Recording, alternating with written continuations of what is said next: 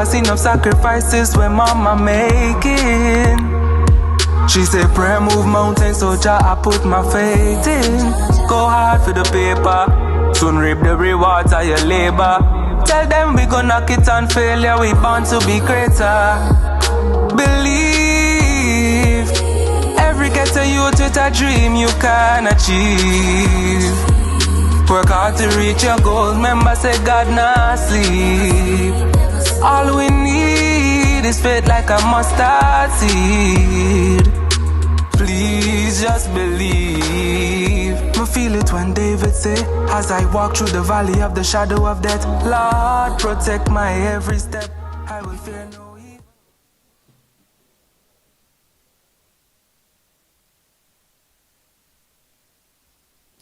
All right, blessed evening to everyone. I want to thank you for your patience. Yes, but I know in the end it will be worth it. So, Honorable Delma Thomas, Minister for Youth, Sports, Mental Health, Wellness, and Religious Affairs. Honorable Kerryne James, Parliamentary Representative for the constituency of St. John. Senator, the Honorable David Andrew, Minister for Education. Ms. Kim Frederick, Permanent Secretary for the Ministry of Youth and Sports. Ms. Kerryne Perryman, Coordinator for Youth within the Ministry of Youth and Sports.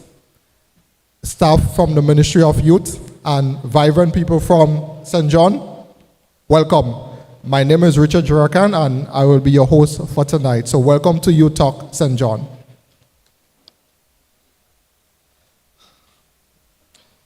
So in everything we do, we know that we have to give thanks to the Most High.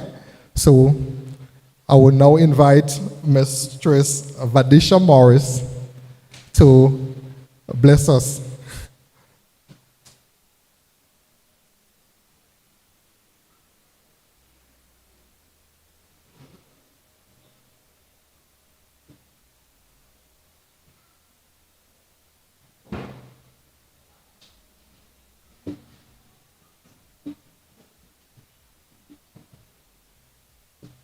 Good night, everyone. Can we stand, please? Thanks.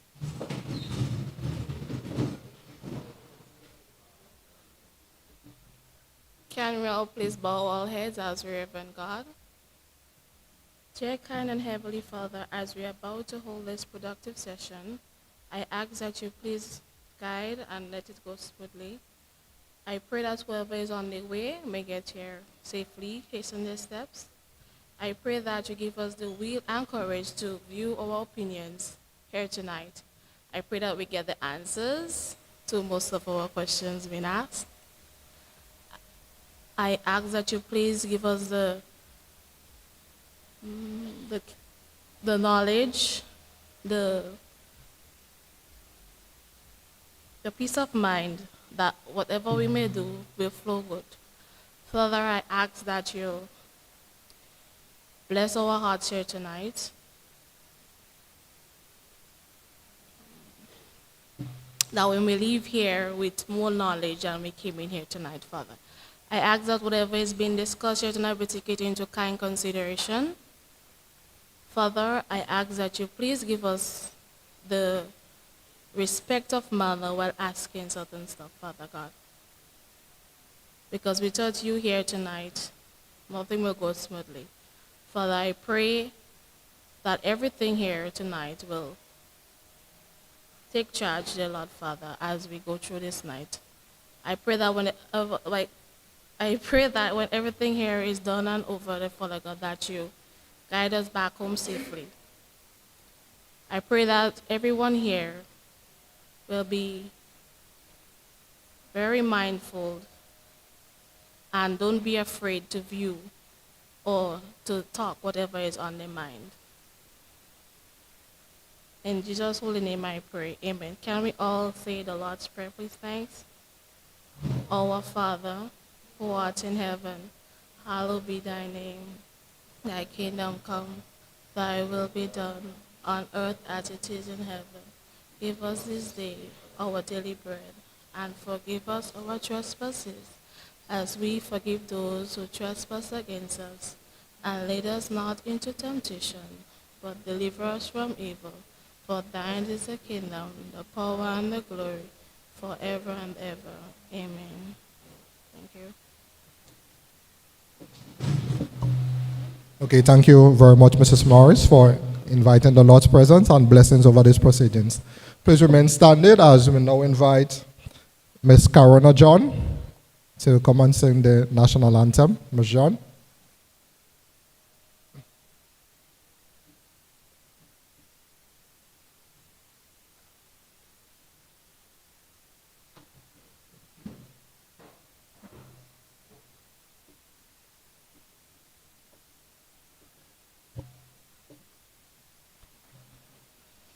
Hail, Grenada, land of ours, we pledge ourselves to thee. Heads, hearts, and hands in unity to reach our destiny. Ever conscious of God, being proud of our heritage,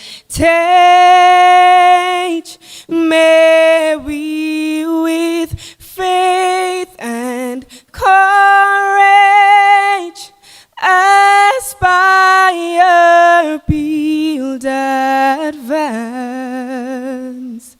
as one people,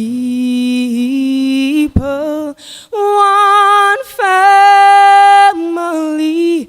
God bless our nation.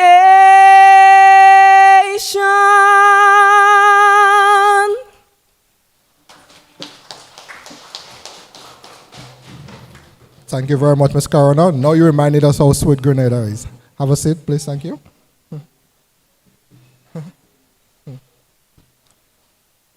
At this moment, I would like to invite Ms. Sashana McVin to come and do the official welcome. Ms. McVin.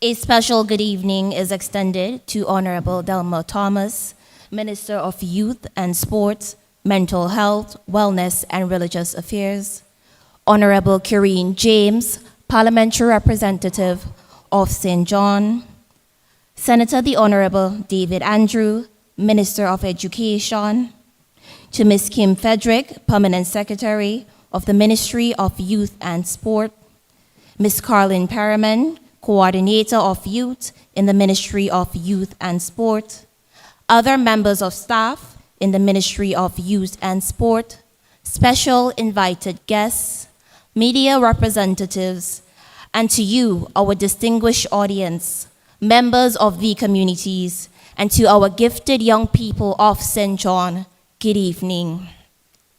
It is an absolute honor to welcome you to the first Youth Talk meeting in the gifted parish of St. John. It marks a special moment, not just for us as individuals, but for us as a country as a whole. It marks the beginning of something truly transformative, a space where your voices, values, and perspectives will ignite a better tomorrow. We live in a time where challenges are unprecedented, be it in education, employment, climate change, or social justice. But with these changes comes an important opportunity, an opportunity for us to engage, to speak, and to implement the changes that we want to experience. Therefore, this meeting is not just a gathering.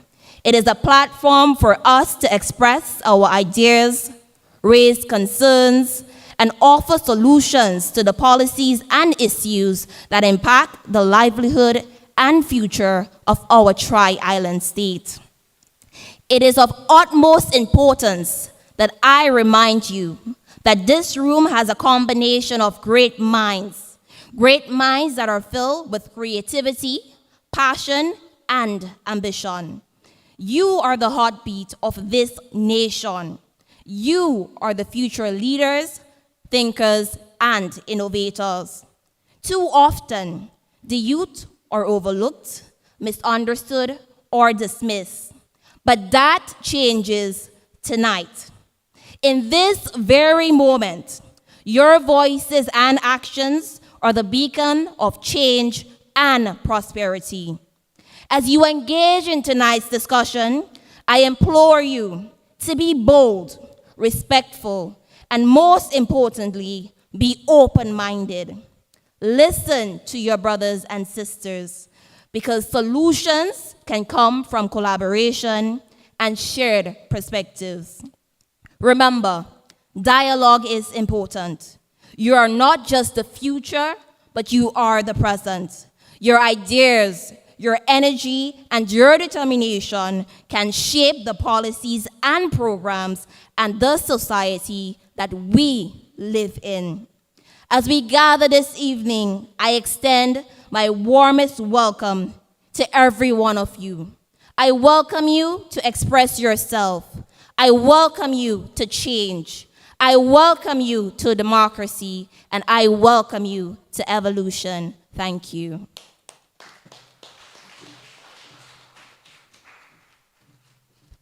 All right, thank you very much, Ms. McVin. And I understand there's a fair going on, but I like the young men are here, so big up to all the young men that's here. It really shows that you're serious about this, so take advantage of the opportunity tonight.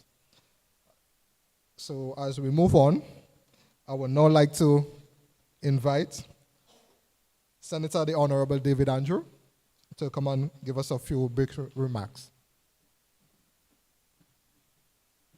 Thank you very much, Mr. Chair.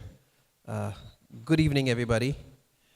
Allow me to acknowledge distinguished members of the head table, colleague ministers, Delma Thomas, Minister for Mental Health, Youth, Sports, and Religious Affairs, and Parliamentary Representative for this constituency, St. John, Honorable Kerryne James, acknowledged Permanent Secretary Kim Frederick in the Ministry of Youth, Sports, Coordinator of Youth, Mrs. Colleen Perryman Rouse, distinguished young people, members of the media, friends, well-wishers all. Youth is a very powerful gift. Young people, you hearing me? Youth is a very powerful gift. It's very powerful because in the period of youth is probably the time when you have the most energy as you would ever have. It's probably the time when you have the least inhibitions in your life as you would ever have. And the good book says, scripture says, let no man despise your youth.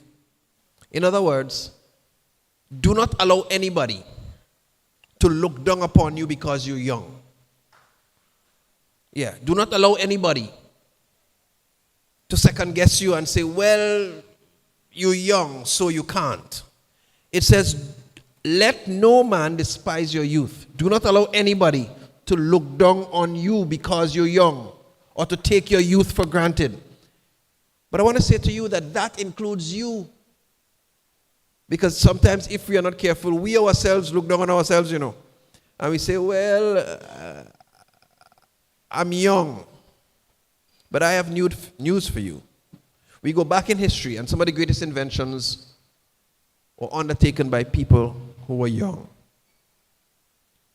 From the people who made popsicles, I was a teenager. I don't remember his name now. To Louis Braille, who invented the braille that blind people use, he was a teenager too. And I could remember several others that were created and invented by young people, youth. And so young people, you are part of the solution. You must be part of the solution. You must see yourselves like that. And if in the past we've not made you recognize that you are part of the solution, we apologize for that. But from henceforth, you need to see yourselves as parts of the solution, because the future belongs with you, rests with you. And so tonight, I just quickly want to share with you a few of the key opportunities that exist for youth from an education perspective, because we understand that if we do the right things and set up the right infrastructure and provide the right opportunities for you as young people, we make it easier for you to find the solutions. We make it easier for you to be innovative. We make it easier for you to create the kind of Grenada that serves us all better. And so quickly, I want to remind you of some of the study and scholarship opportunities that exist in education. And I want you to pay keen attention, because our information allows us to understand that the greatest number of applications come from St. George for the scholarship opportunities, and then St. Andrew. And then the further out you go, the fewer persons apply. You hear me? But education makes that difference. Many of your representatives, many of the colleagues that I have in government, they will tell you that they came from backgrounds that were struggling, poor. Some of us went to school without shoe. Some of us had no food. Some of us thank God for mangoes. We had that for lunch on many days. But for education, but for skills. And so I'm sharing these opportunities with you with a distinct hope that more of you and many of you will embrace them. So first, I want to point out that there's a current charter with the St. George's University where every Grenadian student that applies to the university and gets accepted, that student will get a 90% reduction in the tuition fee at the St. George's University. A 90% reduction simply because the government, through its arrangement with the university, will pay the 90%. So you would have to worry only about 10%. There's some wonderful programs down there, undergraduate programs, and you're entitled to that 90% based on the charter that the government has with the St. George's University. Whether it's the public health program, or whether it's the information technology program, or hotel and tourism management, or the sociology degree, or whichever, you have that. So I want to point that out. Then I want to point to you that there is an arrangement with the campuses of the University of the West Indies where any Grenadian student that gets accepted to the Cayville campus, Barbados, or the Mona campus, Jamaica, or the St. Augustine campus, Trinidad and Tobago, that you will be entitled to an 80% reduction in the cost of tuition. The government will pay that to the university, so you will only have to worry about the 20%. That is called economic cost. So it's an economic cost scholarship, and that's an arrangement between the government of Grenada and the University of the West Indies campuses. So please, go ahead and apply to those universities, get accepted. Once you get accepted to one of the programs, you can contact the Ministry of Education and sign up to be enlisted for those benefits, right? And as it relates to St. George's University, even though you have the 90% naturally, based on the charter, there is still a program at the ministry where you can apply for the 10%, so you can be afforded the 100% tuition sponsorship. So don't let that pass. Then I want to remind you, young people, that this government has taken the position to make tuition at TAMCC free. We pay the $810 at TAMCC, and we apply that tuition as well to NULO. So we are taking care of the tuition cost at TAMCC and at NULO to ensure that you have easier access to training. I met a lot of young persons who said, "Thank you for doing that, Minister. Thanks to the government, because if that did not happen, we were not going to be able to go to college. And so we are making it easier for you to acquire skill, for you to become marketable. And hear me, you see we talk about skills. That's something that we are repositioning, that we are refocusing within the Ministry of Education. For too long, people have looked down on skills. And people have looked down on technical education and have looked at it as, well, let him go and do a skill because he's not academically inclined. Or she can't make it in the mainstream of education, so let him go and do something with their hand. Let him go and do a skill. That's not the philosophy we have of skills. That's where the money is. Young people, that is where the money is. A skilled person, whether the government changes or not, whether the MP likes you or not. If you're a plumber, it doesn't matter which government is in power, the pipes are going to break at some point and you will need plumbing services. You hear me?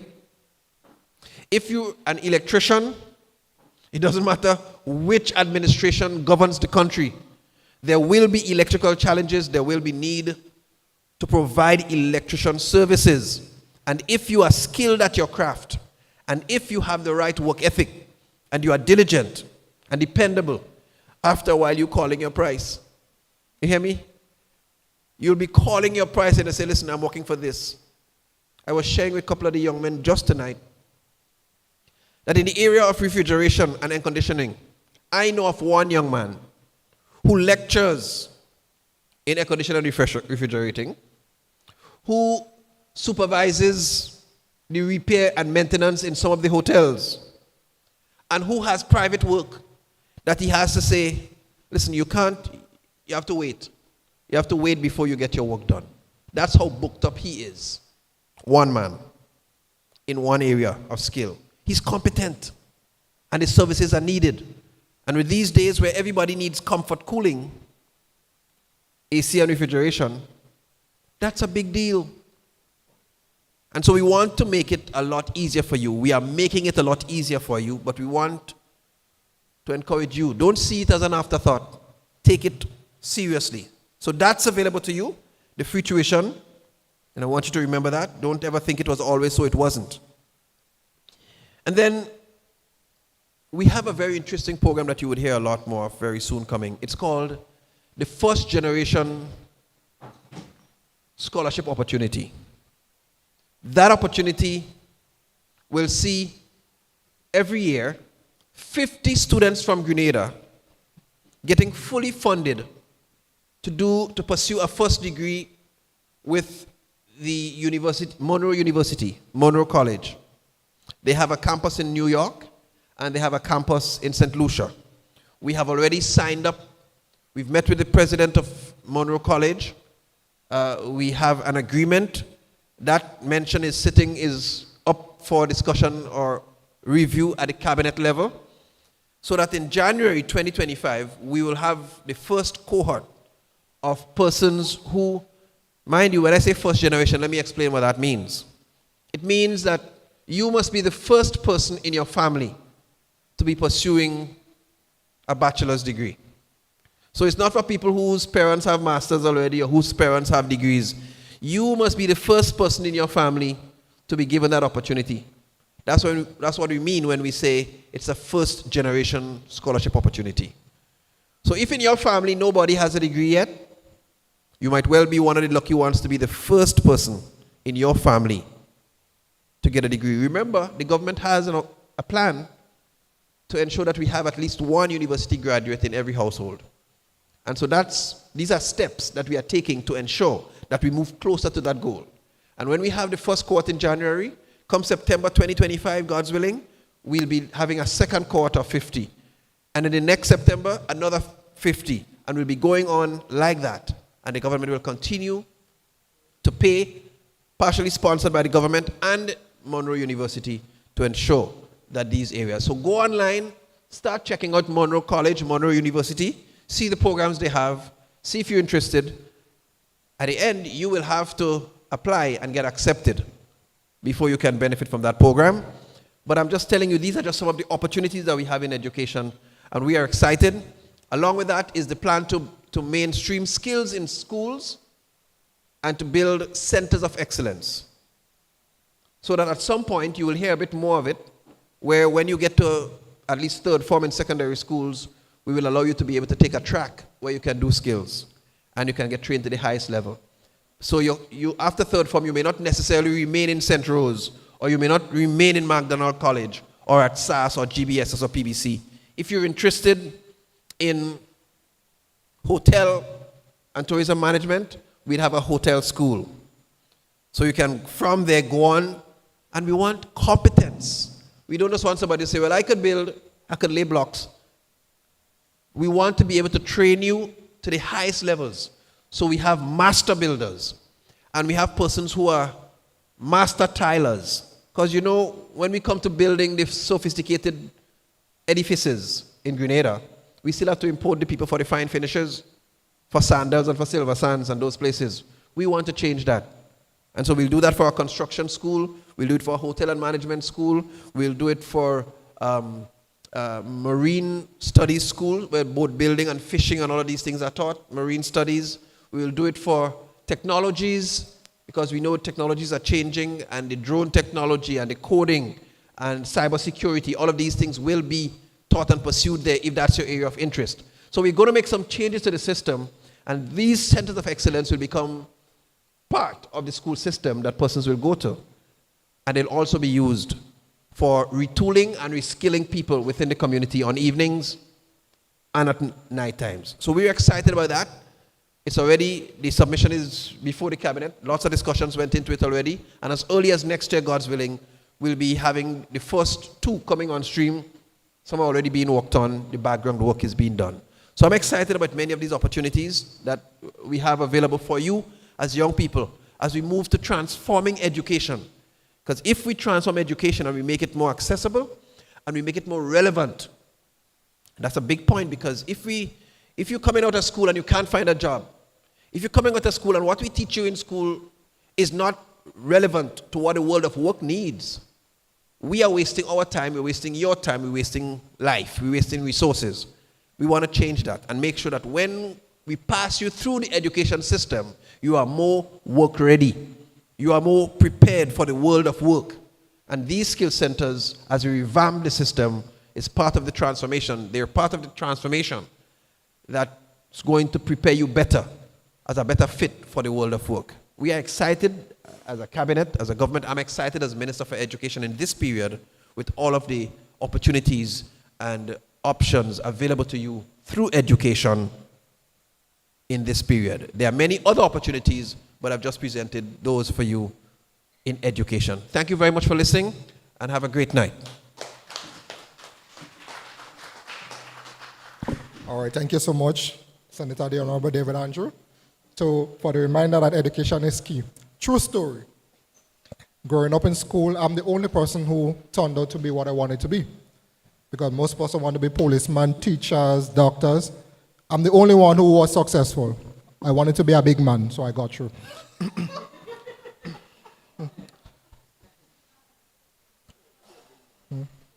So at this moment, I would like to invite our dear Honorable Kerryne James. And a James is a James, so I'm also a James by mother's side. So there's King James version, LeBron James, Kerryne James. Lavaman is also a James, so James is very important. So we'd like to invite our dear Honorable Minister for the constituency of St. John, Kerryne James.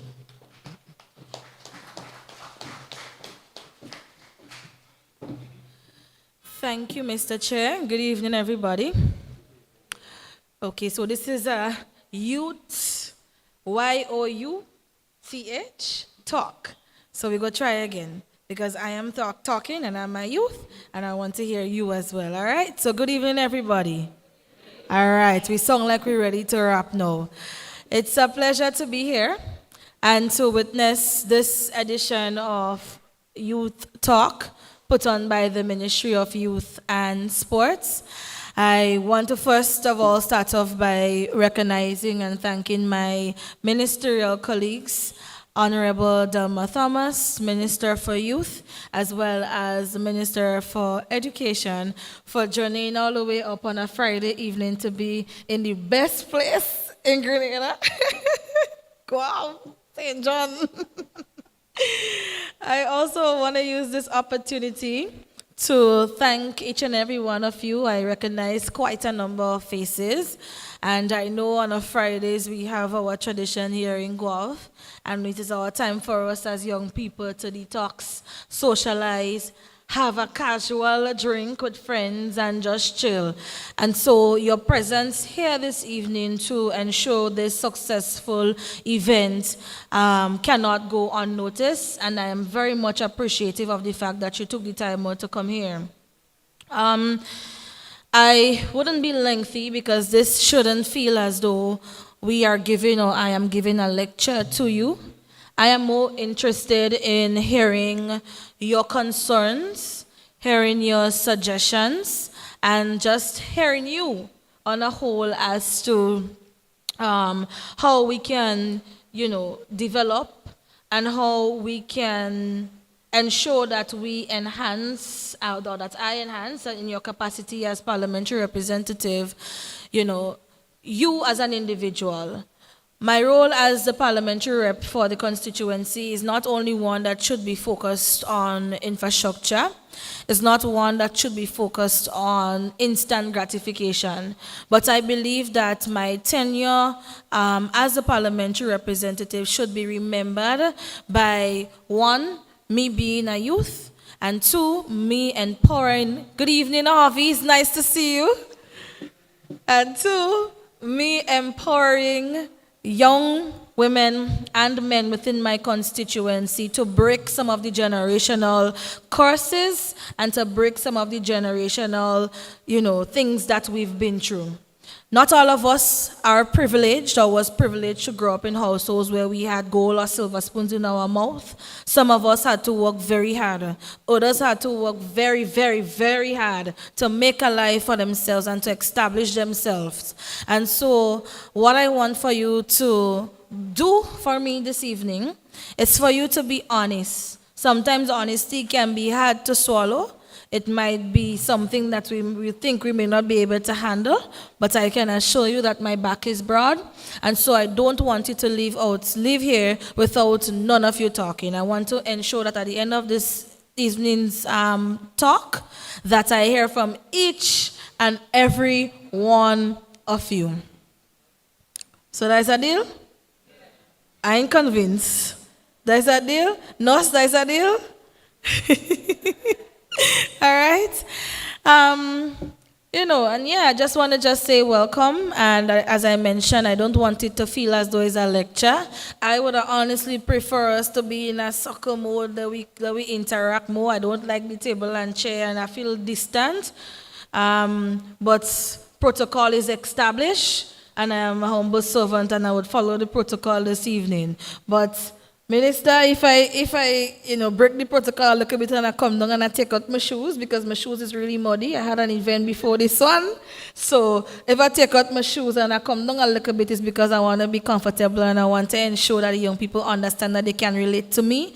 And outside of my portfolio, I am Kerryne, the friend that you knew. I am Kerryne, the classmate that you went to school with. I am Kerryne, the young woman that you're looking for to help you in things. And I am just Kerryne, the girl from Gouyave. All right? So thank you so very much. Welcome. And I look forward to hearing from you guys for the rest of the evening.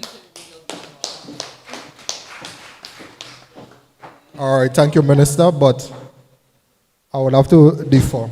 Victoria is the best place in Grenada, Carriacou, and Sotez.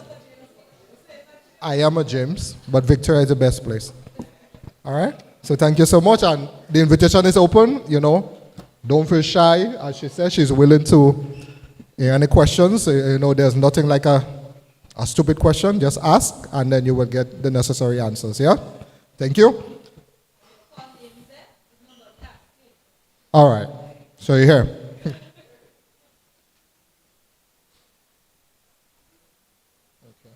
So now at this point, we would like to ask our dear Minister, Honorable Delma Thomas, the Minister for Youth, Mental Health, Wellness and Religious Affairs, to come and give us a few brief remarks. Minister Thomas.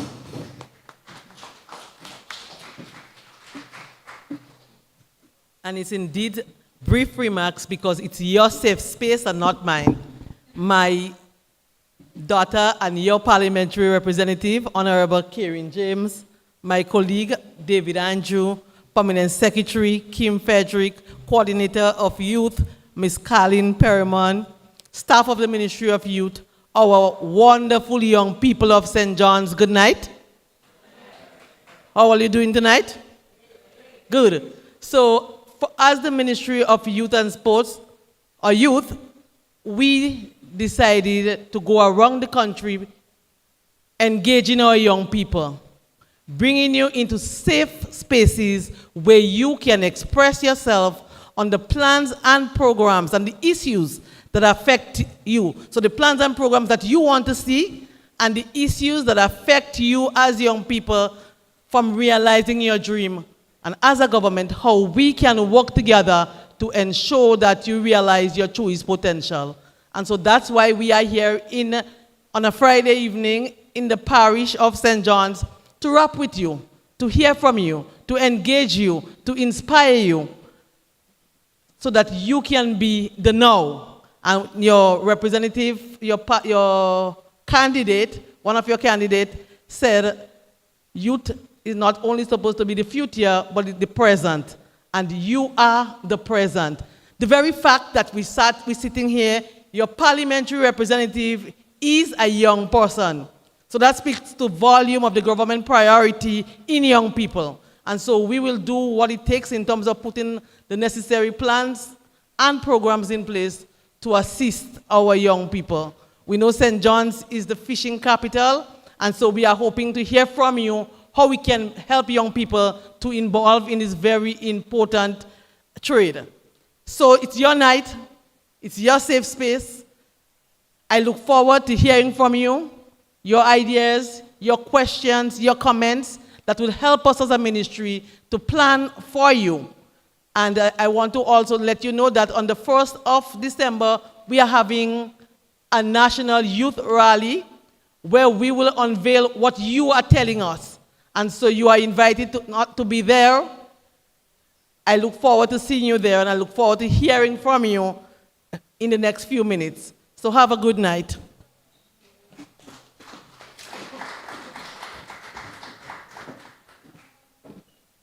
All right, thank you, Minister. So you're here, you have to plan, right? We have to plan, and we have to be very critical in our thinking. True story. You know, they were in school, everybody debating. One gentleman said that he wanted to be the first person to go on the sun. So his friend was like, how you going to go on the first person to go on the sun? You're going to burn. You're like, you feel like stupid, or I go in the night. So that I'm sunset already.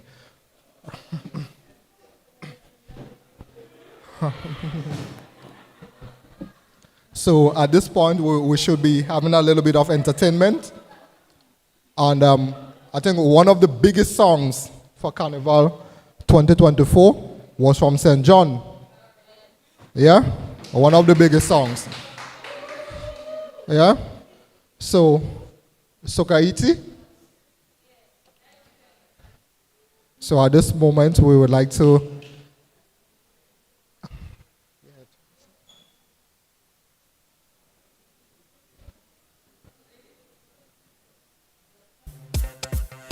Yo, Gates. That one here different, you know. Yo, tell them 473. Jumping up in the 7P. 473 the West Indies. Grenada must no mass like this. No mass like this. Jumping up in the 7P. 473 the West Indies. Grenada must no mass like this. So we done play some bad job and we done play some mad job. We done play some bad job.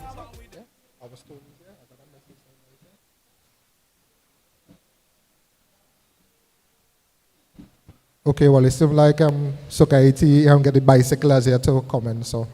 Yeah? . 'Cause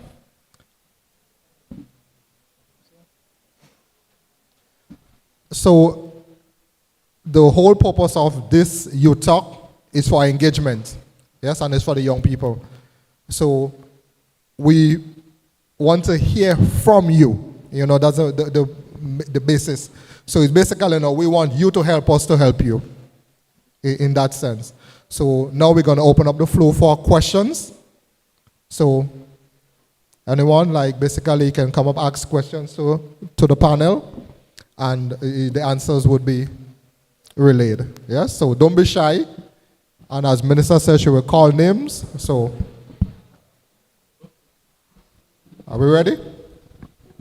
So who will be the first person for the questions? So if you don't want to come to the middle, just raise your hand and we will get the mic to you so you can stand where you are, and you can ask a question. Okay, so I'll make a promise. For everyone who asks a question, you're getting a snack box and a glass of juice.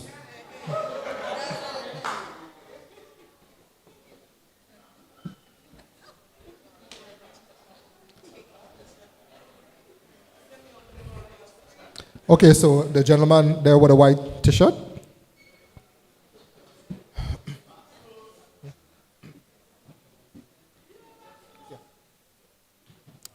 Good night to the Parliament. Good night, Ms. Kerryne James. Good night, Ms. Delma Thomas. In terms of sports, I realize kids these days, they love to focus on football, and you have lots of them that love basketball also. I wondering if in the future you have like a development of basketball to little kids, because I could see them coming on the court in Gouyave every day. They really enjoy the sport, so I wondering if there's a way that you can help them develop their skills and later on go abroad and travel. Very well. What's your name? Deshaun Williams. Sorry? Deshaun Williams. Keyshawn Williams. Thank you for that question. Sean? Deshaun. I thought it was Keyshawn. I thought it was me. I said that bad, but it's me hearing. Thank you for that question. We do have a lot of courts in the constituency. We currently have active code. The only active code that we currently have is the Cuthbert Peters Park, as you rightfully mentioned. We will be undergoing 2 court rehabilitation soon. One is at Concord in St. John, and the other one would be in Mongrambi. There's also plans to do some rehabilitation of the one in Closure as well. So that's from the infrastructure side of in terms of improving the quality of the sports. As it relates to helping you, like yourself and other young persons with the skill, I do know that there are some coaches, basketball coaches, most of them are players on the Spackler basketball team in St. John.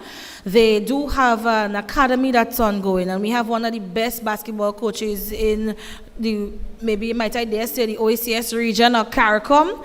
That is Mr. Naka Joseph. He has coached and has, those who he has coached, has emerged coaches themselves too. I could instantly speak about Mr. Imi. You know Imi. They have gone on to being very skilled in the basketball industry. So there is an ongoing academy now. I am uncertain as to what support the Ministry of Sports is giving to them, but from the parliamentary office, we do give some support to them whenever they asked. So there is that academy as well too that happens during the summers when school goes on holiday, and during the schooling time as well too, they do have that. So as it relates to the constituency-wise, these are some of the things, and I'll turn over to the minister to inform as to what they're doing from the ministry perspective. So, good night once again. From the Ministry of Sports, we provide assistance to most or all sporting organizations or sporting discipline across Grenada, and we have a number of programs. We are also hoping to have new programs across the country, also improving the sporting facilities that will enable young people to participate in sports across Grenada, including St. John's, and your representative has identified 3 playing fields that she needs support, and so we will work with her to realize those to rehab those particular playing fields, but we'll continue to provide the necessary support for young people who are interested or who are in sports, and those who are wanting to go further. We'll look at new programs as a government that we can assist with.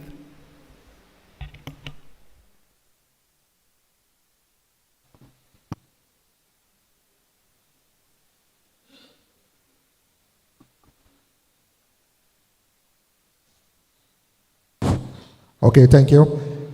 Also within the ministry, we are embarking on youth parliament. We have been doing a series of youth parliament within the different constituencies. And we have reached the juncture where we will be hosting our first youth elections. So I hope, you know, the persons here, you are aware of the youth elections and you all are registered to vote. So our candidate, or the candidate for St. John, is Ms. Sashana McVin. She basically would be the representative for the young people, so make sure you all vote. So before we go a little further, she will come and just give you a little update in terms of what our plans and our vision is.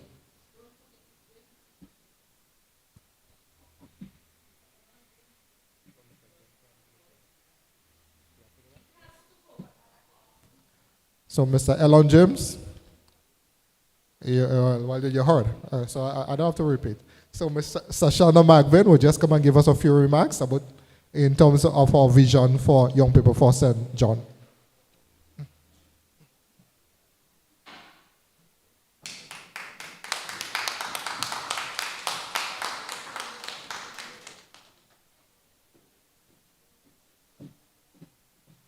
A pleasant good evening again. As one of the youth parliament candidates for the vibrant constituency of St. John, there are a few areas that I would like to advocate for. For example, youth involvement and development, community development and cultural development. Just to expound a little bit more on what exactly it is that I am referring to. So after interacting with a lot of youth in St. John's, I realized that some of them have difficulties with reading and writing and basic maths. One of the programs in which I would like to implement is Big Brother, Big Sister program, where we will assist students, be it at primary level, secondary level, or NULO, or even TAM-CC, that has difficulties with reading and writing and basic maths. Also, how often have you been in a situation as young people, somebody fall down, or they broke their foot, or they ended up in an accident, and you do not know what to do? So one of our initiatives is to teach students in Form 4 and Form 5's first aid and CPR. With those trainings, they can also go into communities to help the elderly and individuals with disabilities. Under community development and involvement, we've recently experienced Hurricane Beryl. One of our initiatives is to teach disaster response and management. With that training, at least 2 individuals in every community will be trained. That way they would know how to react before and after a natural disaster. We also would like to train people on how to utilize a chainsaw. In that way, we do not have to sit down and wait on any organization or government to help out with the cleaning process. Also, a lot of our farmers would have lost a lot of their produce during the same Hurricane Beryl. One of our initiatives is to teach them about insurance, farm insurance, agro-processing, rainwater harvesting. With these trainings, they can be able to protect their produce. They can be able to utilize the raw product to turn it into something else so they do not have wastage. As we know, sometimes Nawasa always takes their water. So with training on rainwater harvesting, they know how to utilize the natural resources to their needs. We do have many fishermen in St. John, and as we know, St. John is the fishing capital of Grenada. Just for this year alone, so many fishermen went out to sea and did not return to their families. So one of our initiatives is to teach navigation and GPS. We are going to collaborate with various organizations and various ministries to teach these programs. Also, anything can happen at sea. You can have an accident. Again, first aid and CPR is not only important to students. It is important for our fishermen. It is important for our farmers. It is important for everybody. Again, a lot of young people, young men, single parents, mothers. Sometimes we see them and they walk the streets. Physically, they are there, but mentally, spiritually, and emotionally, they are not present with us. We would like to create a program for rehabilitation. Now, sometimes when we hear rehabilitation, we think it's just a program to sit with a counselor and discuss your personal life. No, rehabilitation can be much more. You can go on walks, go on picnics, or do events as a community so that we can recreate that familial bond.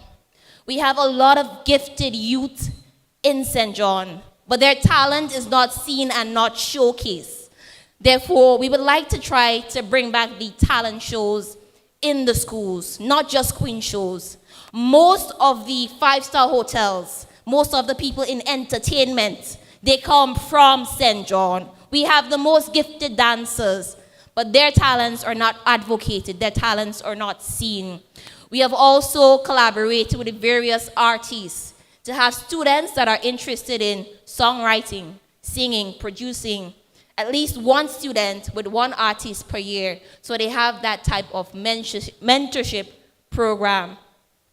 And also, under community development, we do intend to have churches and various organizations to go into the homes of people that may have disabilities and to go into the homes with people, senior citizens, be it to check their blood pressure, blood sugar, and so forth, or just to have a conversation.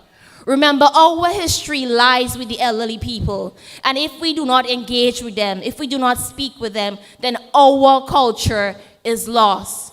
So I cannot go into detail as to everything in which I would like to bring to the people of St. John, but my commitment is to ensure that St. John becomes that familial community that we used to be. Oftentimes people walk the road and they do not say hi, good morning, good evening, good night. Before you could put two slaps on a child and say, don't do this, this is wrong. And their parents would not have an issue with it. But that has changed. St. John's can be great or even greater. Let us become as a family. As a family, we can build a great society. And as a great and safe society, we can thrive together as a great nation. So these are just a few of the programs that I will implement once elected as your youth parliamentarian for St. John.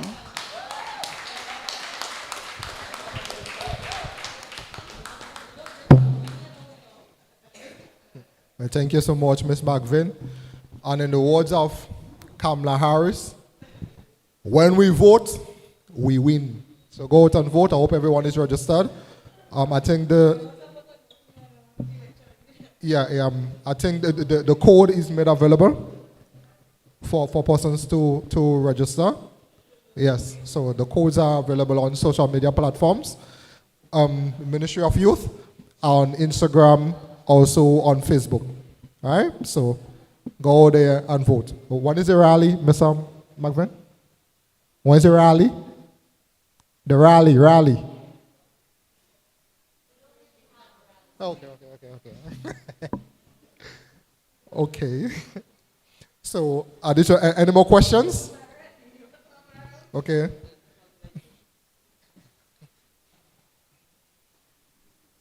Good night. One of the questions I have to ask, being around in the community, you tend to see a lot of young persons farming, but they don't have really like lands to their name. Sometimes people from foreign, they're not really interested in the lands, so they give them permission to like work the land, but they don't really have deed and title to their name. And obtaining a farmer's ID is very difficult for them. So I want to know like what you have in place for persons like these who willing to obtain a farmer's ID but doesn't have any land per se to their name, or the person who is in charge of the land is not really around, but being in the community, you actually see them and you know that's what they do. But they don't have papers or anything to say that I'm a farmer, or I have land to my name to say that I'm a farmer and that's the land I'm working. So is there anything in place that those young persons could do to obtain a farmer's ID? So thank you very much for the question. Obviously, I'm not the Minister for Agriculture, but in his absence, I think we did get a question similar to that in one of the other youth engagements we had. Ideally, we want the young persons to have proof that they have access to land, because you recognize the struggle that farmers go through with pre-deal larceny. And to just have produce without having proof that you have land or that you have access to land to be able to plant is a challenge. So we want them to be able to have proof that they have that.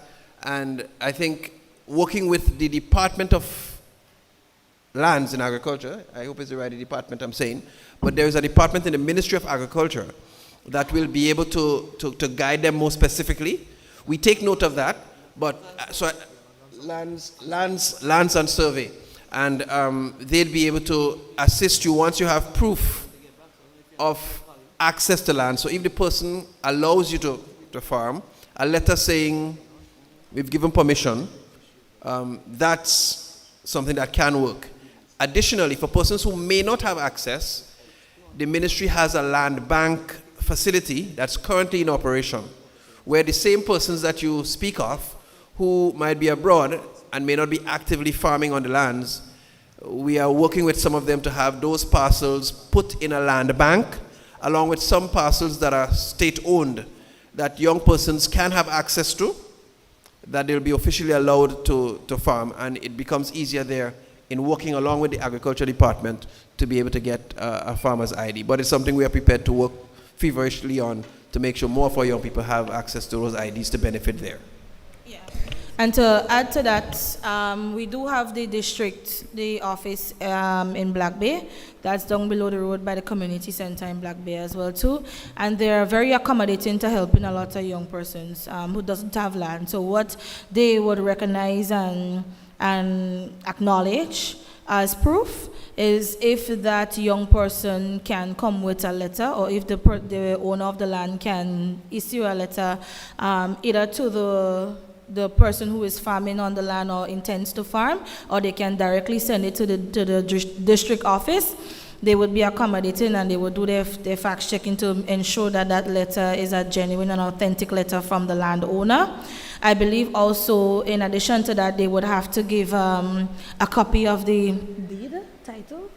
Deed and title has mixed me up, but a copy of that they actually have proof of the land. So it's not just you saying a letter, I am Kerryne James and I own this plot by Gouyave St. John, but I have to actually show the actual copy of that attached to it. So it's a letter of permission in addition to a copy of the original land papers that the owner does own the land, followed by which the extension officers would do a search. I think it's the extension officers that normally would go out and do a search to ensure that the land is the land. And if you're farming, you have to have evidence that you're a farmer. It don't mean like when COVID time come and we were just doing seasonal thing, you automatically consider yourself and brand yourself a farmer. Right? You have to show a certain record of you farming a certain amount of crops that you have grown, how long you've grown. I think they might ask for like a bookkeeping record, but they are very nice in the district office and they would walk you through the other steps. But if there's anybody who's out there, maybe here or out there, or know somebody that have a piece of land and want to engage them on it, you engage the owners, have them give you a permission letter in addition to a copy of you're the actual owner of the land, and then they would walk you through the process in the district office. And the gentleman is very nice there. So I want to also add to the conversation, because if someone give you permission, you can either ask them to do a lease agreement, and that will enable you to be registered. So it'll be easier for you to get access to register with the Ministry of Agriculture as a farmer. All right, thank you. So just to ask a question again on that same agriculture stuff. What about those, like, for instance, somebody buy a cow? For instance, for just yesterday, I engaged somebody up in Mount Granby, and he has a cow, and he was telling me, because I didn't even know that they were doing some artificial insemination of animals and stuff like that.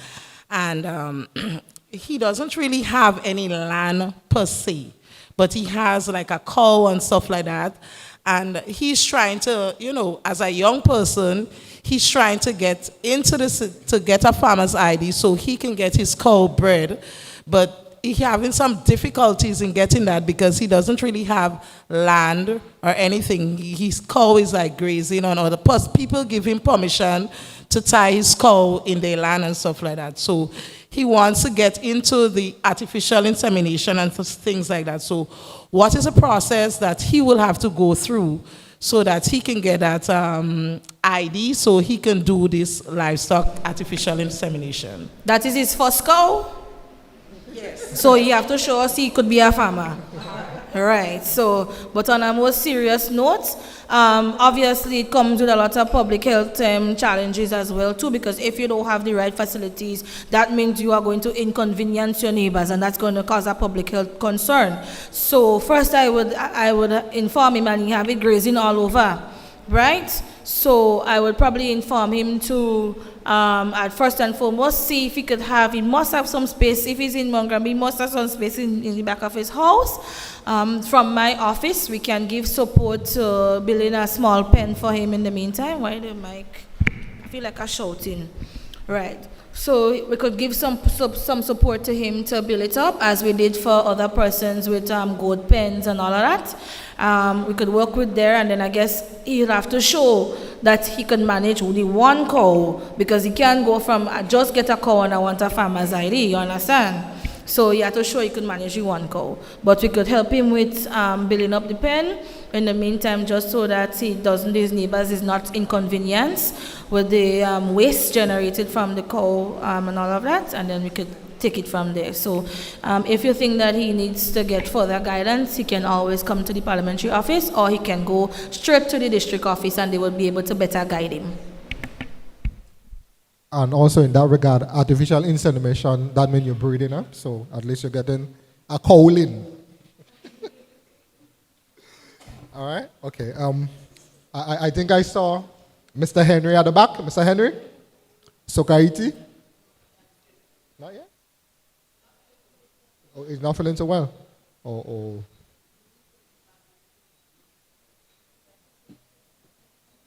No. All right, so questions, any more questions? Because remember, this is your forum, eh? Youth Talk. Good night again. This question goes to the Minister of Education. It is great that the government of Grenada has made educational more accessible to our young people. However, there is a case where many of our students, especially from the further parishes, St. John, St. Patrick, St. Andrew, they have difficulties with finances to access their educational institution. Yes, there are programs such as the SEED program and other financial programs available. However, these programs are not accessible to some of the families that are dire in need of it. Just for example, a family of 6 in the parish of St. Andrew has been trying for 2 years to get onto one of these financial aid that you have implemented. However, they are yet to be added. They have resubmitted their documents to the office, yet no one has reached out to them. I would have encouraged them again to try the process, even try another constituency so they can reach out to that officer in that particular constituency, and yet no one has reached out to them. These are very intelligent students. Sometimes they can only attend TAMCC once or twice a week. For me, this is unacceptable. Because of this, they are unable to attend classes as they should, therefore their grades are depleting. Their mom is a single parent family, and as we know, you would say, why you have so many kids? She went through society norms, she was married, however, her relationship was abusive, therefore they were divorced. What is the government going to do for families that are in dire need of financial assistance to access their education, what would you do? What policies would you implement to ensure that those who needs it gets it? Yes, I understand the government cannot do everything and reach everyone, but how would you reach that family who has been trying for 2 years with no response? So thank you for the question. Now, I want to respond by pointing out that when we came into office, we not aware there was no system for transportation, neither for free tuition that we met. I want to put that down before we go much further, right? There was no system. We did not meet any policy or any program existing on a government level, on a ministry level, where neither tuition or transportation was afforded from a ministry point of view. So our implementation of the free tuition is a step in the correct direction to increase access. Now I hear the cries to give more. We are willing. In fact, there are discussions currently ongoing to address some of these things through other programs, the details of which I'm not prepared to disclose at the moment. So that's being considered. But I'm comfortable and very confident that having made the move towards making tuition, removing, whereas neither of the two were available before, as far as I know from the records within the ministry, from what we know from a policy point of view. Now you see, I'm not arguing with what used to happen from some MP's office, because that is still available. People can still go to the MP's office. You have the MP there and she helps people with all kinds of stuff. And the same is true here. Now, I'm not an MP, so I can't speak like that. But from a ministry point of view, there was no such policy within the Ministry of Education that spoke to neither tuition nor transportation. So when we come and we take away the $810, I'm happy that we have moved our people a lot closer than they ever were before from a policy position from education. We are going to do more. We are committed to doing more, but I'm proud that we have taken those steps, and I don't feel badly that we have not done all at once, because I do not want to rob our people from the opportunity to build resilience too. The research will tell us too, if you hand everything to everybody, there's a lot less value to it. It's for that reason in some professions, you are debarred from doing things free for people. Some people complain that we are doing too much free for students. Some people say that to us. I want to make sure we make it as easy as possible, but it's also an opportunity for persons to put something in while we make it easier. We have made it easier, that's undisputable. We'll continue to do that, and the issue of transportation is being reviewed and considered. But I don't think it's something that debars persons. Our strategy, our free tuition intervention has made it easier for the average Grenadian, single parent household to access the educational services available. Minister, now that these programs... So I think it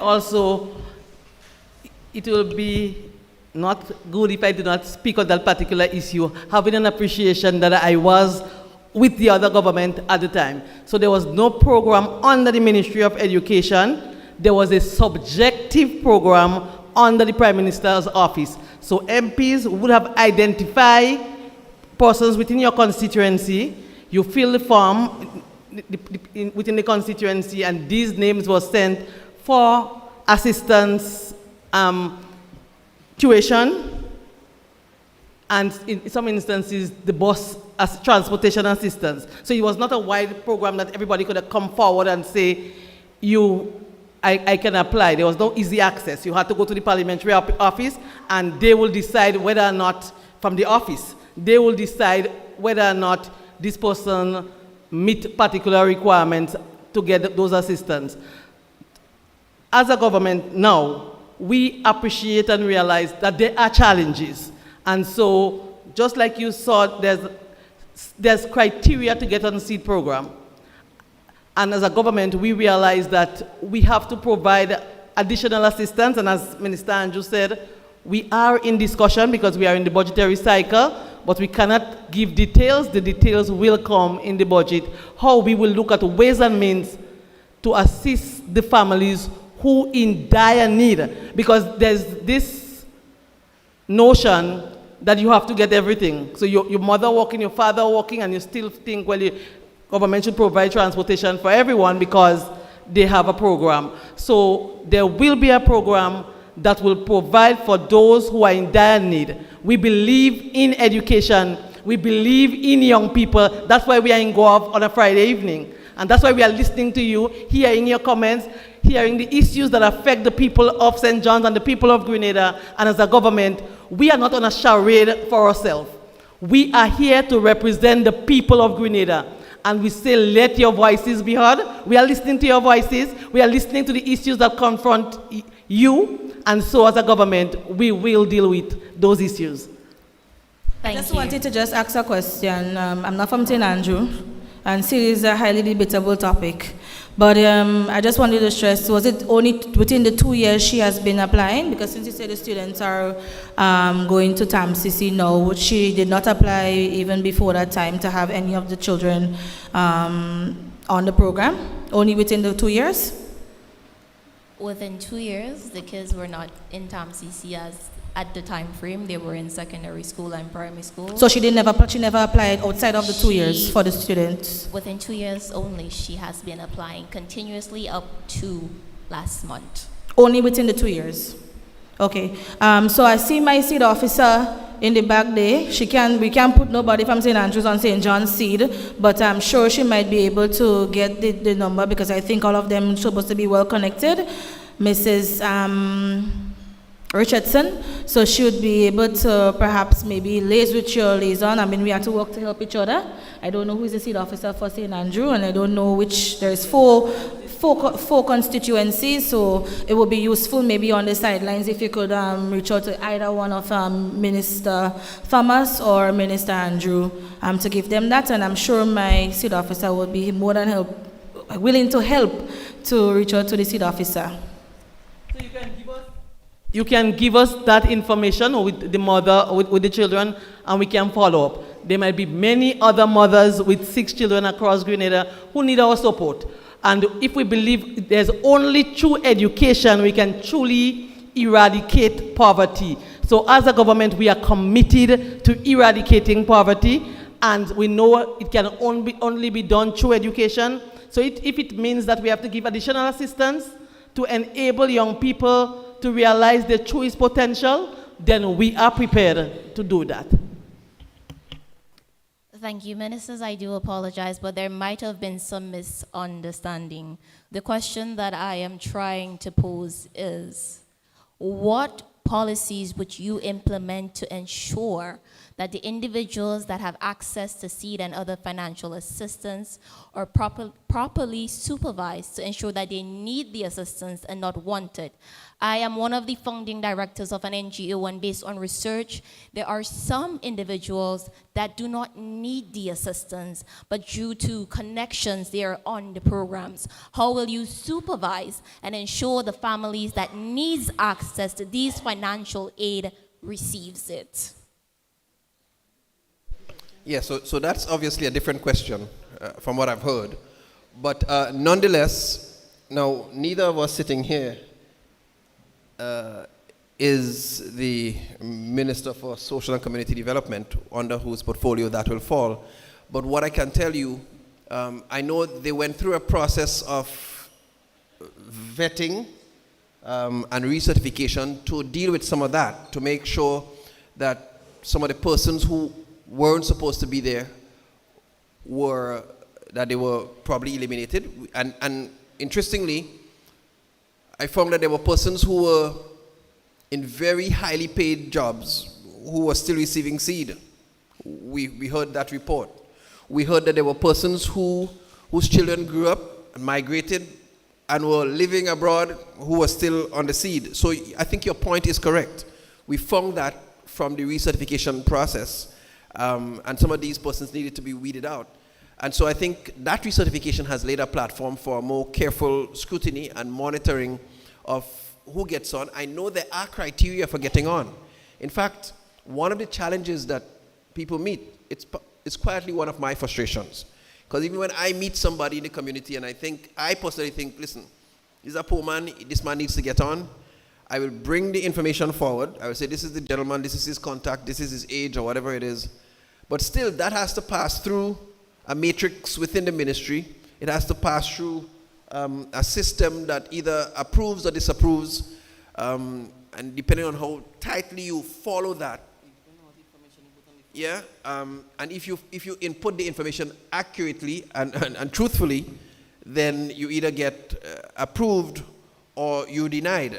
And sometimes it bothers me a little bit as to whether or not the construct that we met, the existing construct, continues to be fit for purpose. It probably is worthy of some revision, but I don't think that's one of the things that we set out to remodel.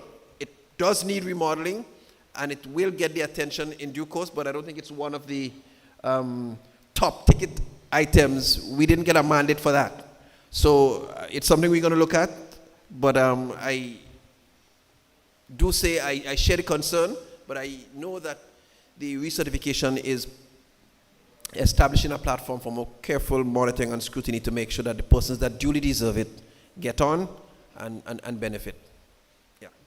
Thank you. I just have 2 additional questions if the audience doesn't mind. Don't make it political and don't make it long so we don't miss it. There is nothing political about tonight. Many of our students travel abroad for scholarships. However, what policies do we have in place to help them with mental stability? Yes, we have those policies written. Many of our students travel to various countries. One in exact, which name I would not say. They return to Grenada with mental issues. No system is set up in place to help that student to bounce back. We even have cases of students dying. What is the government of Grenada going to do to protect its citizens and protect its students when they travel to study?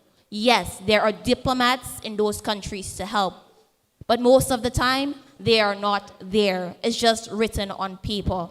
When these students travel from Grenada to get to those countries in transit, who is there to guide them and lead them along the way? It's easy to get lost. Some of those airports are big. Sometimes they have to overstay for many, many hours. What are we going to do as a government? And when I say government, I am not referring to past or current government. When I say government, I'm referring to a body that is there to protect and represent the people, not from a political perspective. What are we going to do to protect the mental stability of our students? Yes, there are counselors on papers to help, but in the event of those situations, those counselors cannot be reached, cannot be found while the students are abroad and when they return to Grenada. And I am speaking from experience. What is the government going to do and what will you change and do different? Right. So, thank you for the question. Is there a need to change many things in that respect? I'm not sure I know that. So I hear your passion in expressing. People will have challenges in every sphere of life. People could have mental challenges in every sphere of life. Now the hope is that through the systems that are currently available, persons build resilience. So you see, a while ago I was talking about giving people the opportunity to build resilience. You see, because the real world is the world that we're trying to train our persons to become a part of, is a world that they eventually have to navigate on their own. You see, and I'm not sure the real world operates in a space, in a way, where we could continuously hold somebody's hand. I mean, I wanted to use another term, but let me just leave it that way. Where we could continuously hold somebody's hand. Now, because they'll tell you, I'm a big person, don't tell me who to sleep with, don't tell me how to dress, don't tell me. They could tell you all of that, you know, but there seems to be a suggestion that government needs to walk them through every single step.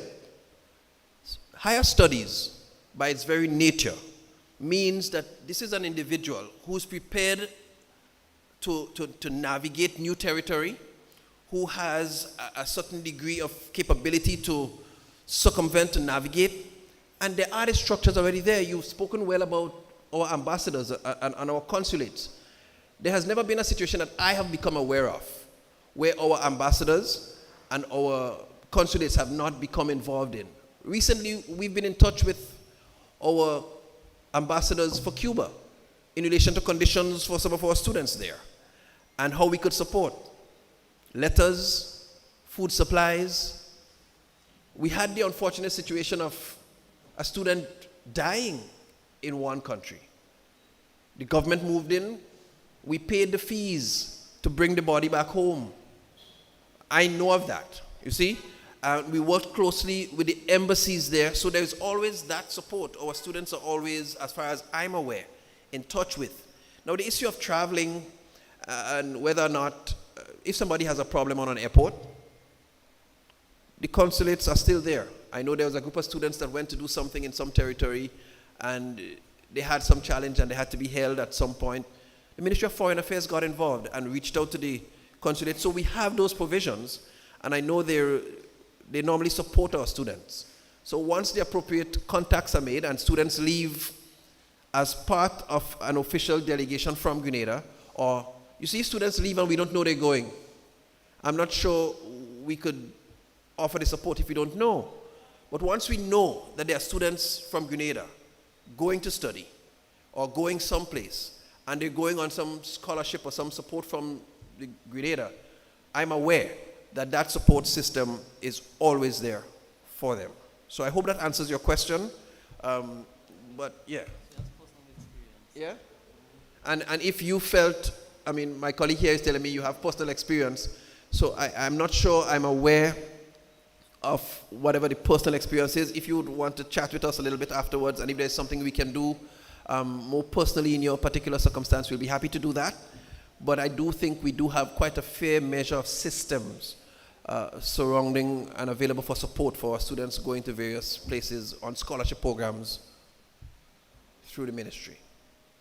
Thank you, Minister. It would be best to reach out directly to the students rather than get the information from representative, because those information can be misleading. Most of the students abroad can attest to this. Just to get to my final question so everybody else will have their chance. I believe the first speaker of the night, the gentleman in white, Mr. Deshawn, would have mentioned sports. Just to touch a little on female basketball within the parish of St. John. I must say thanks to Mr. Imran and Mr. Benjamin and all the other persons from Sparklers Basketball Club. They have been doing a tremendous job to get basketball back into St. John, and that is exceptional. Now, just to speak on something, from 2012 to 2024, Grenada has only given one basketball scholarship to one female representative. Mind you, in the Windward Island School Games tournament, for 5 consecutive years, Grenada's national basketball team has always been victorious. Sometimes we would win 90-something to 4. However, those other countries that we would have demolished, their players has received scholarships. What is the government of Grenada going to do to further provide basketball scholarships to our female athletes? We have Greta Ambrose from St. Mark's, Shania John from St. Mark, Rashida Chiddick, who recently got the scholarship within 2012 to 2024. You have myself and many other skilled national basketball players in Grenada that does not get the opportunity that they deserve for the skill sets that they have. What is the government going to do to partner to provide more scholarships for female athletes? Also, on my knowledge, we only have 2 basketball coach in the ministry, a senior basketball coach and a junior basketball coach. This is not enough for the Tri-Island state of Grenada. We have young, talented, gifted coaches that are willing to train and teach. However, they are turned away, stating there is no vacancy. These 2 coaches are overstretched. They're doing the most that they can do. So if we want to promote a sport, we need to promote more jobs for our coaches. I thank you. Thank you. Thank you very much. So my colleague would answer the part about the coaches. But I'll say to you,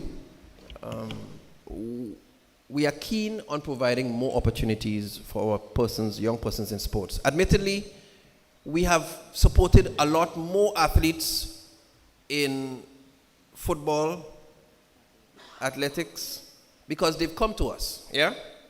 They've come to the government since we've gotten into office. There are scores and scores of young people who applied to universities, got accepted, and then they come and they say, well, we got something in connection with GFA, and so they came back and said, we need some support to continue, and we've given, in some cases, partial scholarships, ranging to hundreds of thousands of dollars in support to some of those athletes. We know that there are some persons who have been identified by scouting schools for scholarship opportunities, and a lot of times it's in athletics and some of those other areas. As part of our study, our scholarship policy, which is currently under review, part of that will look at our sports scholars, our athletes, and the extent to which we will support what number of athletes across the different disciplines to give them opportunities in sports. So it's something, we're only 2 years and a PCS in. It's something that we are currently looking at. This scholarship policy is actually a draft document that a subcommittee of cabinet is looking at.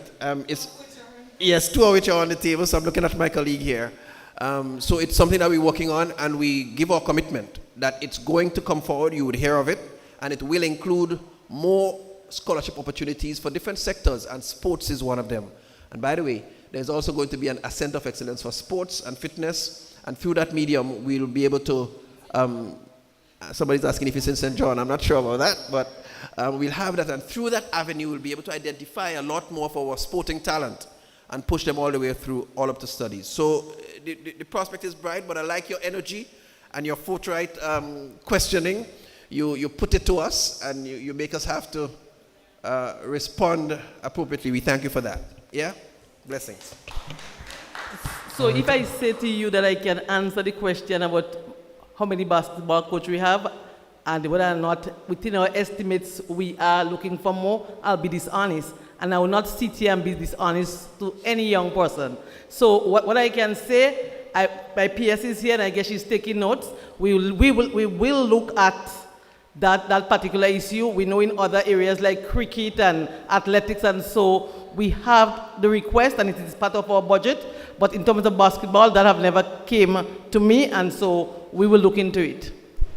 And I just want to add, it would be remiss of me if I didn't add, baby love, is not the government. I would never want any one of you inside here to feel as though we are the government and you guys are young men and women. It is our government, because without you, we can't be here, all right? So don't stress on what is the government going to do, and I want you to start thinking like that, because when we think about saying what is the government will do or what the government is doing, you immediately isolate yourself from government, and without you, there is no government. So I want you to adopt the word as to our government versus the government. That's irrespective of who you vote for. Who you vote for, who you vote for is now we concern. Once we form the office, it is the office, and it is our government, right? And I do know that, and that has been going on for years. Most, I have to mention, 3 of the names that you mentioned is my classmates, alma mater from the Anglican High School, so I'm proud to place that on record. And I do know that the Ministry of Youth and Sport as well have a lot of years, and to this day, they do have the ongoing, it starts at inter-class basketball for both male and female that you're familiar with, and then I know they do the inter-schools basketball competition for both female and males, and I think that is still ongoing. Most times, persons that play sport in secondary school, they don't see sport as a career path. They see it just as an extracurricular activity. So sometimes you might call names of persons who you would have played basketball with, and they no longer have that interest in basketball. And so they were not able to get access to a scholarship simply because they not interested in the sport. And there are persons as well too within the system that plays the sport, wants to enhance themselves, wants the scholarship, but they don't have the academic qualification to even get accepted to a school. And I think that is where government really we have to really look to see how we can improve that, because quite a lot of times, and we have to be honest, quite a lot of times when we have students playing sport in school, they are the ones that are left behind in the academic system because the curriculum isn't designed to accommodate them. Sometimes when they have to train, is either early in the morning where the main classes and subjects are being taught, and they are left outside the classroom, and if they don't have a teacher that's nice to give them that additional help, that subject line falls below line, and before you know it, they don't have the qualifications to access the universities and colleges that they would like to. And so because of that, they will not meet the requirements for the scholarship. So it is a lot of areas, and you have been in the basketball, my love, for a very long time. So it would be really nice to maybe give us some guidance, and I would say us because I'm your rep. So it'd be nice maybe if we can start with St. John to identify some of those persons who are interested in sports. It don't have to be basketball, it could be any other sporting activities. Find out where they are at, if they still have an interest. Find out maybe if they need any additional support. And you're here, you talk about your big brother and big sister program to help them with the literacy and the math. That would be very welcome and an initiative that I would support outside of the election cycle for youth rep. So it's something that you yourself as our government can help us with. All right? All right, thank you so much. Any more questions? Avi, you wanted to ask a question? I saw your hand, Avi.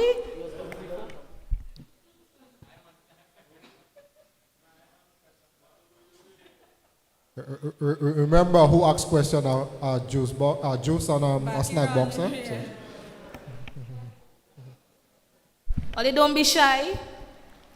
Don't be shy. This is your time. If you don't want to come to the middle, we can get the mic to you where you're seated.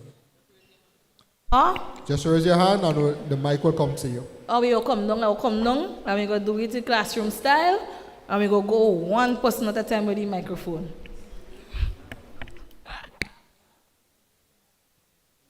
Somebody better take it for the team.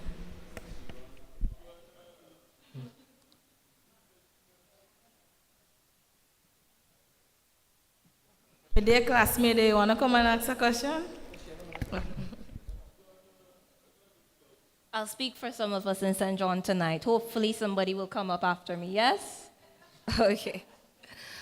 Oftentimes we hear the phrase, young people don't want to develop themselves. Young people don't want to work. I think we need to change our perspective. I think this is a statement that should stop effective immediately.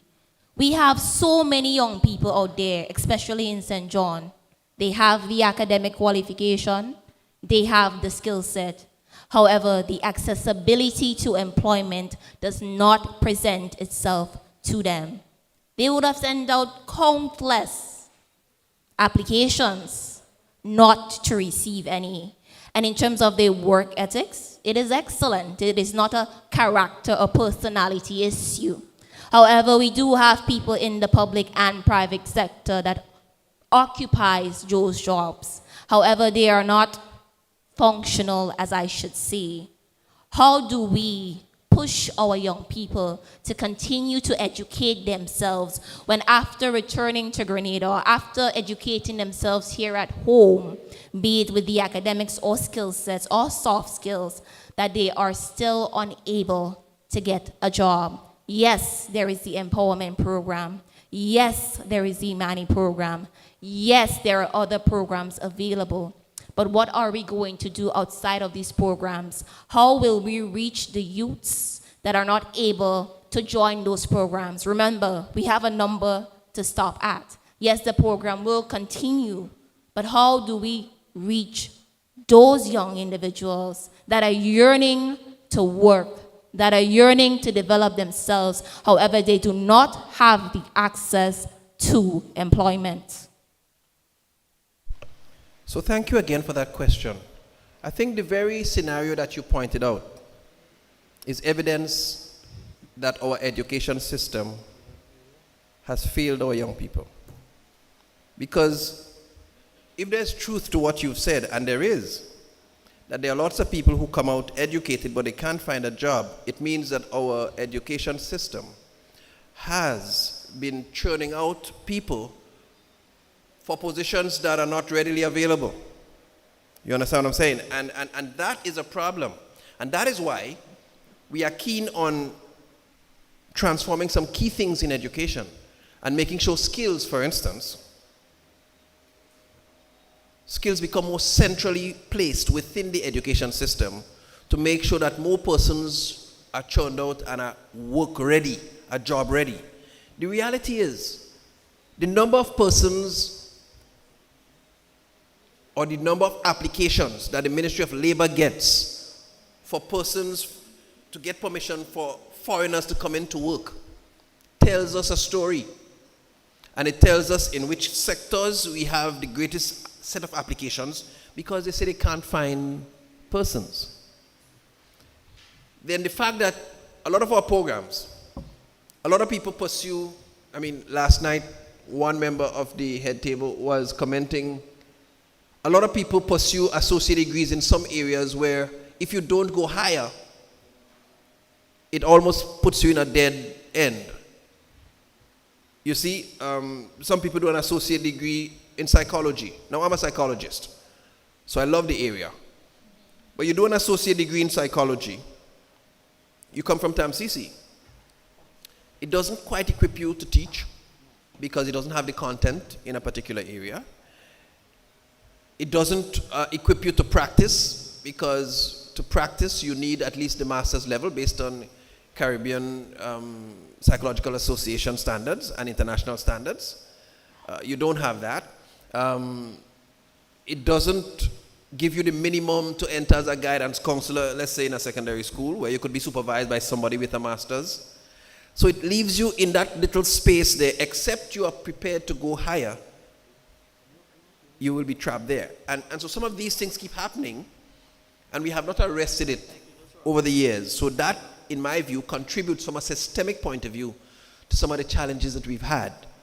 And we are prepared to tackle this, we are prepared to change it, and we are prepared to make sure that what we offer in schools prepare people more for the world of work. It's for that reason, too, that we have extended the compulsory school age to 18. Because we don't want people to continue leaving at 16 and saying, well, I'm ready to work, as a lot of people. And then we have to fight up with all of the programs that you alluded to, but they're not properly skilled. Now, when we extend this and we make it mandatory to stay in some kind of organized school setting till 18, it gives us an additional 2 years to get our young people exposed to work readiness skills that make them more employable. So I'm clear we have the right strategies and the right thinking to help address some of those challenges. And I still want you to encourage young people. I am not fully satisfied that we have enough zeal for work. Now, I appreciate what you've said, but I listen to a lot of young people. I go to communities, and I get repeatedly, I'm not going to send Georges to work for $90 a day. And sometimes these are people these are not plumbers, these are not masons, these are not qualified electricians. You understand what I'm saying? These are persons who don't have a certified or certifiable skill set. And they tell you categorically, I'm not going to work for $90 a day. They want more. And I say, what's your skill set? And they can't tell you, but they want more money. And the employers will tell you a lot of the projects get stalled because they can't find persons who work diligently, arrive early. And I'm not telling you what I want, I'm telling you what the main contractors across the island say. And who want, as soon as Thursday reaches, they're thinking about pay. And they leave early on Friday. But the employers have challenges with some of those things because at the end of the day, they have to pay for all of that. And so some of these challenges are real challenges that I have observed and have come close to that I want to challenge us on. But I know there are people who are zealously looking for jobs too, and we haven't aligned them in our education system with the opportunities, so we're trying to fix that part. But I do believe there are some attitudinal elements that need to be worked on as well if we are going to fix and address this problem from all angles holistically. Thank you very much for your insight and your question right there. You're welcome. Okay, wonderful. So,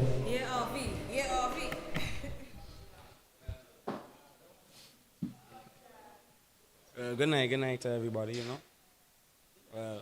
Well, the main question I really wanted to ask is like, I find, well, it's a question and an answer I find at the same time. But I'll never decide. I wanted to know, well, what's in place for the youths? Like, I find like, you have too much youths and things straying out there right now. You have too much violence, you know. I would like to know if they will have community centers, you know, for the young ones that are coming up, you know.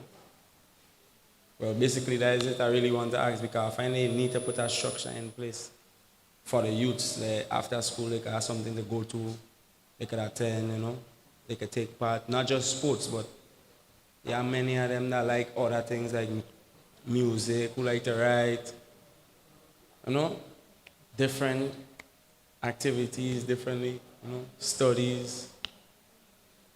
Yeah, besides, you know, that's the main thing I really want to ask about the community centers.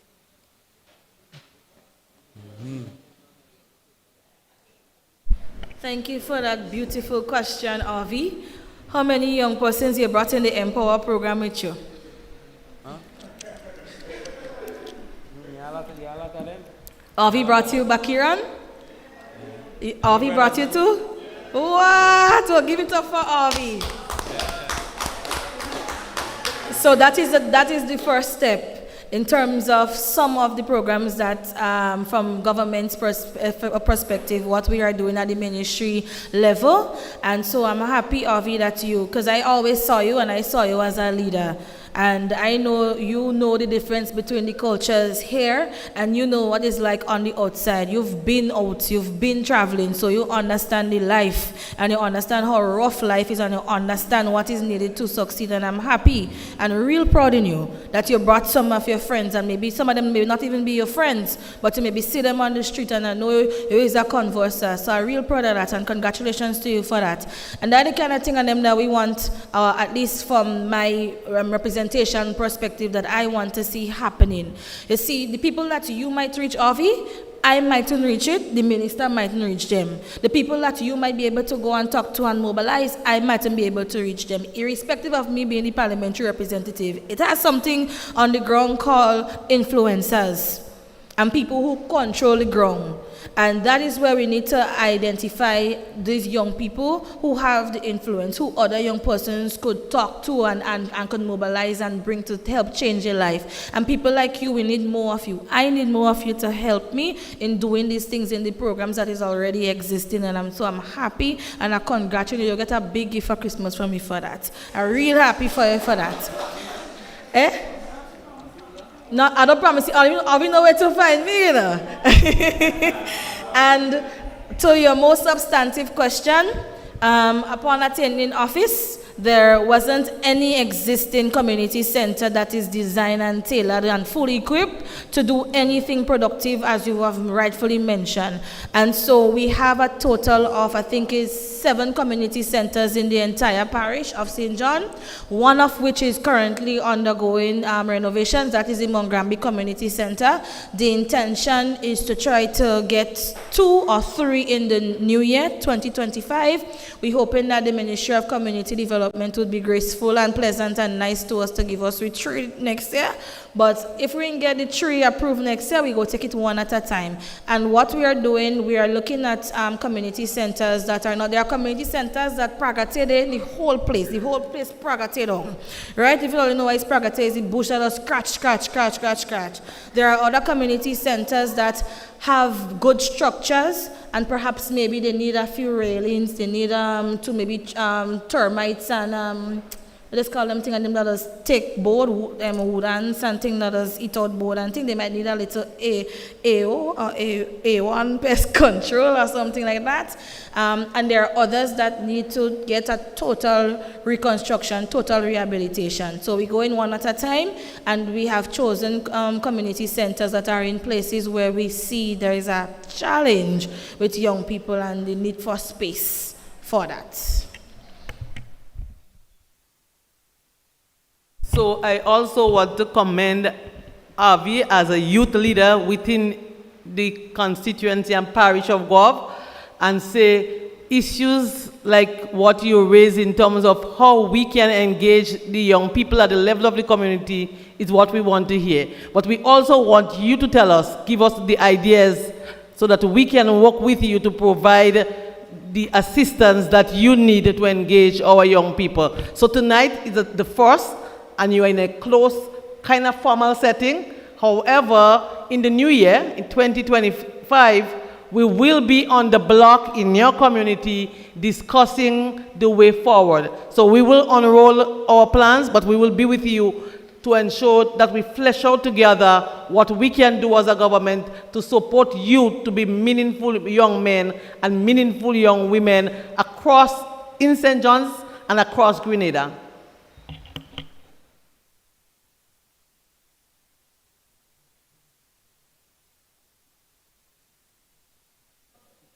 Hello, good night, ministers.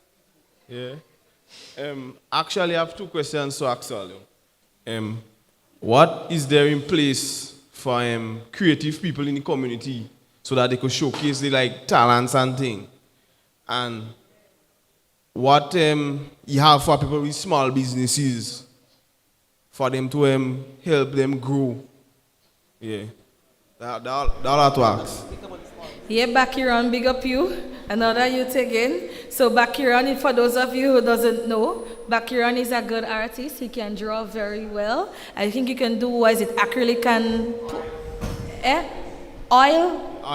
Oil and pencil. What does call it, pencil? Well, I could do all kind of things, you know. All kind of things. Yeah, Bakiran is very talented. So I'm sure you are aware, because we had a big explore about it nationally, as well as when we had our independence celebrations in June. I think you participated as a creative as well, showcasing your art. And so there is the Office of the Creative Affairs. The creative, I don't like that word, but the creative affairs within the Ministry of Culture. There is the Office of the Creative Affairs, in which they have tailored packages for various creative.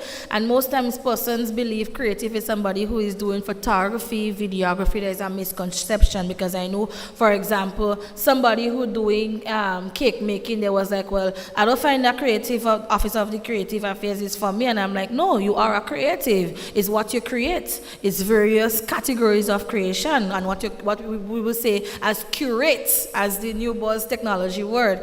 So there is the office there that gives support. There's 2 phases that they give support in. They have grant support, in which you can promote and do an application form online, where you can say what it is that you do, give a little background as to what you do. They would ask you maybe how much money, if, on average, if you sell your curation, or whether you keep it for personal use, how much you sell it for, how much persons you target, what is your clientele, They might ask you who is your clientele, whether it be just regular persons, whether it be corporate persons. There's a very tailored form as to all what you can categorize and help you break down what you do, and there is a grant funding that is attached to that. So based on how much clientele that you have, based on the industry that you're in, you can access grant to support helping you expand on your small business from that perspective. Obviously there's checks and balance, so it's not because you're fully formed you will automatically get access to that. There's checks and balances there, and the officers in that division would assist you in what you can get. There is also, I think it is still ongoing, government gave 100% concession to all creatives. Once you can show that you are creative and you can show that you have a legit business, you could have get your equipment. If you can't get it local, you could get your equipment in on island, and you don't have to pay for it to be cleared. And you know sometimes the paintbrush and the oil paint and all of that is very expensive, right? Mm-hmm.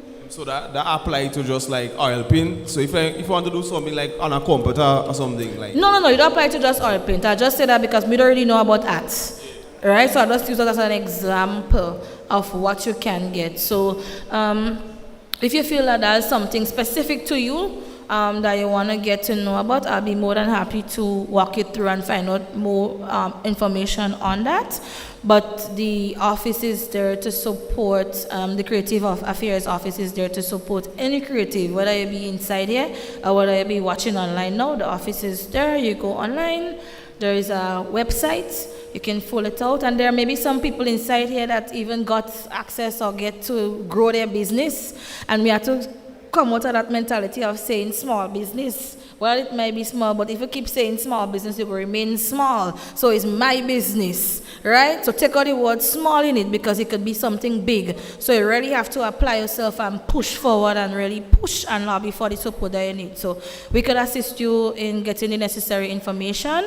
From the constituency level now, we do have a monthly constituency fund of equivalent to $10,000 a month, effective, when we start together this January, effective January 2024, all members of parliament. Make me reiterate that. All members of parliament, the 15 representatives, so that is 10-5. Now, all of us who would have run and won our seats, we get $10,000 every month. Sometimes it doesn't always come on time because of the accountant general checks and balances. Sometimes you might get October month in November. Sometimes you might get July month in November. But it does come, right? And so we do have a mechanism in place. Obviously, we do checks and balances. So it's not just the member of parliament get a checkbook with funds and they could just issue funds to everybody, all dog, cat, rat, cockroach, or come. We have to ensure that we use our discretion very wisely and help. So what I would do, most times, the bureaucracy sometimes in the ministries does not allow persons with small businesses to access some of the bigger programs that are available for them to get help. Sometimes it takes a year and decades to get it, and God for God, I don't know why. But what I try to do is to assist persons with businesses, and make it clear, see, I didn't say small business, assist persons with businesses to help them. It's not you telling me you have a wash pan thing you have to get on there and go try to meet me halfway. Because if you really realize $10,000 to 6,000 plus constituents per population is not a lot of money. Right? It's not a lot of money. There's only so much you can do. And you wouldn't want to be the person to get the whole monthly allowance for your one business when you have 10 of you others that want to get. So everybody had to share it out, and there's also limits in how much we can give to each one person. What I do as the MP, I don't write checks to individuals. If you have a business and you want to get it, you want to get access to some of the funding that are available, I would let you know. If you have $15,000 thing. I say, boss man, I can't help you with that this month. I could give you a $2,000 and you could start and you could see how you could mobilize on yourself. If you're having troubles, I could say, all right, again, let me give you a little 1,000 to get it. So what I would do is you would have to provide me with an invoice from a business that is established, whether it be online or in Grenada, preferably businesses in St. John, because you have to support your own force, right? You provide me with the invoice. I would go through it, make sure my office will do the checks and balances to ensure it is a legit invoice. We would write the checks to the businesses, not to the individual. If there is a need for you to order something online, we do have a community liaison officer who is very trustworthy and very transparent, and there is checks and balances that they would have to go through in terms of how much money that can be given to her to order the items online. You do have to send a lot of persons when they get the funding and they think they get through with the little goods and they have to come and collect it. They don't want to sign me paper that they collect it and they don't want to take a picture. Normally, I'm not in the business of posting people online, but you have some people who are dishonest. And so in order for me to keep my checks and balances right and to ensure that at the end of the year I could present something to the House of Parliament, we have that structures in place. So anybody who come in for assistance within the office underneath that fund, they have to sign that they have received a business have received on their behalf for X, Y, and Z product, and you have to take a picture with the goods when you get it. So from the Ministry Thank you. So from the Ministry of Youth and Sport, as it relates to entrepreneurs and assistance, Cabinet has approved assistance, so we will be rolling out that soon, where we can provide grants and soft loans for young people to have their businesses. So we also have the training and all that, and we'll be able to provide mentorship and all that, but we'll also be able to provide grants and soft loan for our young men and young women across the country.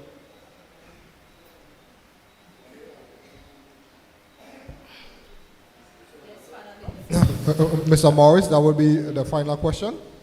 Final? Yeah. All right. That doesn't sound too bad. No, final person. Oh, good evening to everybody.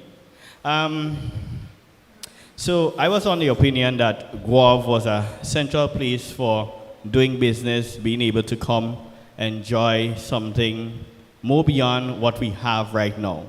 Now on June 1st, sadly, Republic Bank said to us that they will be closing their doors to the people of Gouyave, right?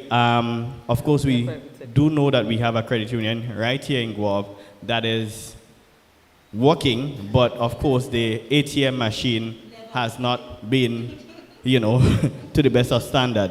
Of course, Republic also have their own challenges. I'm not too sure if they are doing something in that way to improve on their business here. But my question to maybe the people who are listening and so forth, how can we get a bank back in Gouyave? Because I think it's most important for businesses. I have a small business, and other people have bigger businesses and so forth. You have a business, not a small business.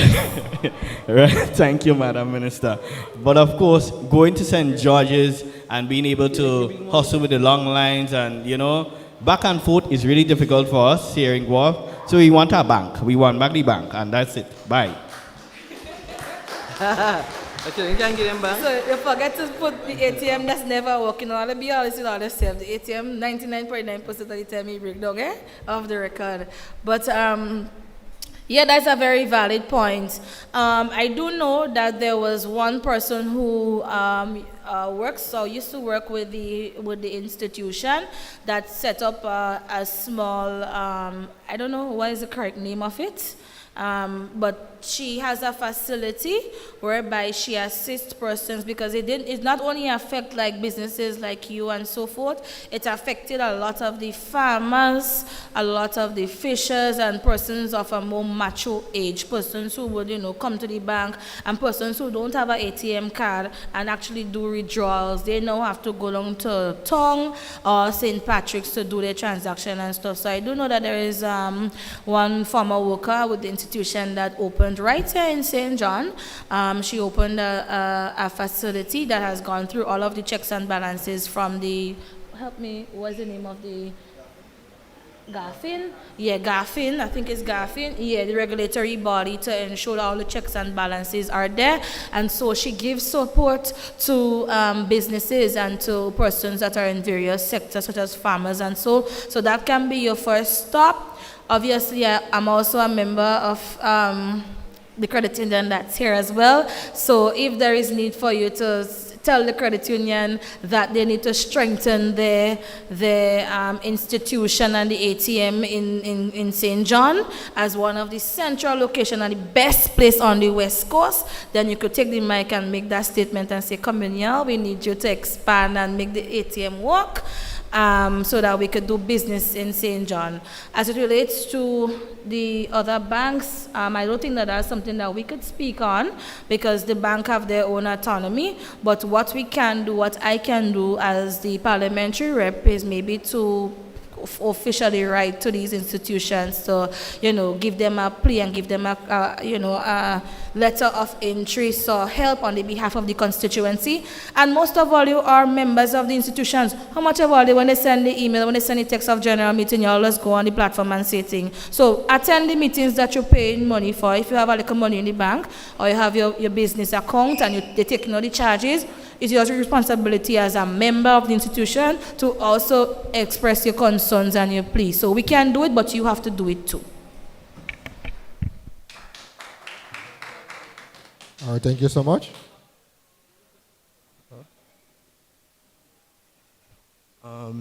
Good night once again.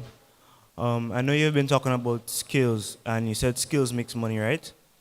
Well, in my time going to GBSS, I realized as we finish primary school, we have a lot of knowledge. We have the basic knowledge of maths and English.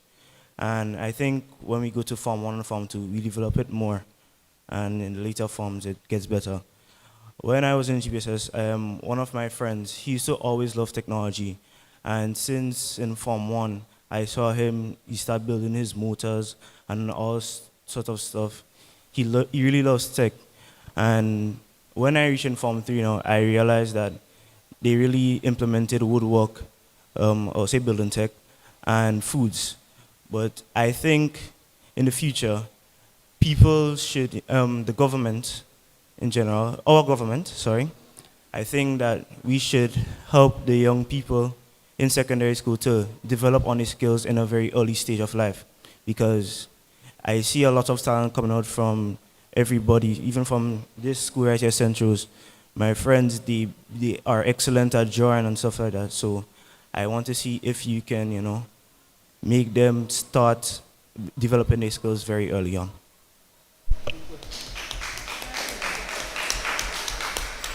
Thank you very much, young man, for a very insightful question and suggestion. I think you're on the same page that we are on. In fact, since we've come into office, one of the things we've done is that we've expanded we have increased the offerings of skills at the primary level. So most students, even at the primary level, get exposure to skills. So we're doing it even at the primary level with the hope that by the time they get into secondary school, whether it's GBS or wherever, that more students feel inclined to go there. And you talk about the technology part, we have also introduced coding. We are partnering with the Unita Coding Academy to introduce coding in several of our secondary schools. So there are coding clubs at the beginners, intermediate, and advanced level where students who are interested in the technologies get to be a part of it. Not in all schools yet, but it's already been incorporated. And further, we have incorporated as part of the curriculum in the information technology curriculum some of the underpinnings, the problem solving and the critical thinking that are necessary to do the coding and the technologies. That's already embedded in the curriculum to ensure that it's infused in the curriculum within the school system. Additionally, one of the centers of excellence that we are looking at, that we hope to roll out between now and 2027, is a technology center ICT and technology, focusing on the emerging technologies. So after Form 3, students will be able to veer off in that area if they have, like you described, your friend, if they have that particular interest. So I think we're speaking the same language, and it makes my heart warm that what you see and you're putting forward as a young man, we have it on the agenda and are prepared to push that further, not just for technology, but for several of the other areas through our centers of excellence and the promotion of skills. Thank you very much.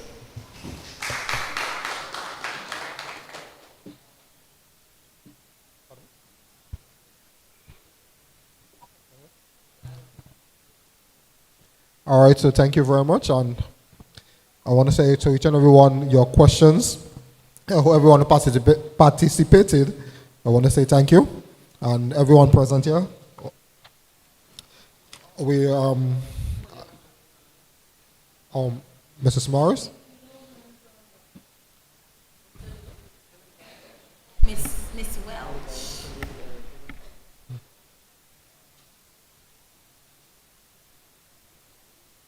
Good night, everyone. It's just an observation I She said good morning. Good night, everyone. I sat and I listened to everything that everyone said, and I realized that there is not much of awareness for youths. Like the government have a lot of programs and opportunities being offered, and without these talk sessions, there is nothing out there that let us know, okay, then our government is offering this great opportunity that we could be a part of. So I think there should be more youth awareness so we could make more use of our social mediums. Thank you. Thank you for that, Varisha. Oh, sorry. As parliamentary rep, I want to take that because, and it is very controversial when I do say so. I don't really like social media and posting and stuff, but I recognize the business and the industry that I'm in, and we have to post and be aware more. And so, but what I do try to do, as parliamentary representative, my day with the constituency is every Thursdays. Of course, if my ministerial portfolio takes me out of country and it is within a Thursday, I would either one, try to do it before I go, or two, do it on a day after when I come back, right? And what I would normally do on these days, you would see a pretty flyer posted every time there's constituency day weekly. What I try to do is I do 2 constituency days in the office located on St. Dominic Street, Fish Friday Street, and I do 2 again outside in different communities. So I call it my roving constituency days. And what I would do is I would list all of the categories of anything that you want to know, you want to find out. Come, you go have a person there that could assist you, or I will get the information and I would bombard my minister's colleague in cabinet for the assistance for St. John. So that is one avenue that you can come to. A lot of persons, they feel as though there is a certain narrative and a certain taboo that they don't want to come in the parliamentary representative office because that is so and so candidate and that is what, I don't know in that business, right? When time come for election, obviously we have to represent one brand or another. But you see, when the election done and somebody emerges as a parliamentary representative, my door is open to every single body. When you come in my office, you won't see no color of no particular thing but red, green, and yellow, the national colors. So this is one avenue that you can come to. You can always call me. My number is in the public domain. I don't always answer text because I don't really like the phone. But once I see a missed call, and sometimes it's hard to track text messages, it's easier for me to go through the phone, see the missed calls, and call back. So you can call me. You can visit me at my office whenever I am going to a different community on a different constituency day. We will try to announce it at least days in advance. I do try to accommodate persons very early before you go down to work. I go to the office as early as 7:30. Sometimes the office staff come before 7 and they open and they're there to assist. breakfast. So if you're going on the way down to work, you have an opportunity to engage with the parliamentary rep or with the office. So that's one avenue. The second avenue is quite a number of the ministries. The Ministry of Youth and Sport is quite active on social media. They post everything every day. You must get a notification. Turn on your notification bell, same as how you do for YouTube and all these kind of things. And them, turn it on for all of the ministries, because there might be something posted about what is happening, what is currently ongoing, and what is to come. And third, all young persons, you can't always wait for us to give you the information. You have to be active. If you really want to make it in life, you can't stay and say, me not bother with them, me not doing this, me not doing that. You have to put yourself out to get the information and seek the information too. So don't wait until information come to you. Come out there, don't be afraid to come and ask for something. Sometimes you might think to yourself that might be a stupid question or a stupid statement, but you could never tell. Sometimes everybody inside there might have the same question or comment that they want to make, and they're afraid to make it because they think it's a stupid question. So never be afraid to ask people, never be afraid to reach out. I just always tell persons in the constituency, you know me first as Kerryne, you know me as nothing else. And I didn't think I changed. I mean, I still loud, I still talkative. I sure you could attest to that. I talk in the whole class and I could talk for the whole 90. Nothing really changed. So since nothing don't really change and you used to talk to me in school, you just talk to me as my neighbor, you could talk to me as your parliamentary representative too. Call me. My number is 4230957. If the other minister is so inclined to give their number, they could give their number, but you could reach out to me and you'll be sure to get an answer to whatever it is that you're asking for. So seek the help you need and seek your interest by not being lackadaisical. All right, thank you. So you have to say that's Cleo. Calm me now. So we'd like the coordinator, Ms. Perriman, to just offer a few brief remarks. All right. Good evening, everyone. And thank you for that question. We do understand some of the limitations. That is why one of the reasons why we asked you before you came in to register. We're promising that come 2025, all our programs, once you participated in any of our activities, you will be part of our mailing list so that information comes directly to you through your email. It would also come through you to your WhatsApp as well. We're preparing to create a WhatsApp channel so that you can get information, so that you can sign up for our programs there. But as Minister James rightfully said, our Instagram page is active. All our events, they're there. That is MOYGND. Our Facebook page, Ministry of Youth and Sports, and we understand that sometimes things can get lost, especially on our Facebook page as we share it with the Division of Sports. But I would echo what Minister James said. Sometimes we have to seek what it is that we want. So sometimes we may just have to scroll a little bit longer to find what it is that we want. But we're trying our best, and we're trying to meet you as well where you are, but you need to meet us where we are as well. And we are on Facebook, we are on Instagram right now. So I'm encouraging you to follow. But before I leave, I want to also encourage you to visit youthelections.gov.gd so that you can register to partake in the National Youth Election.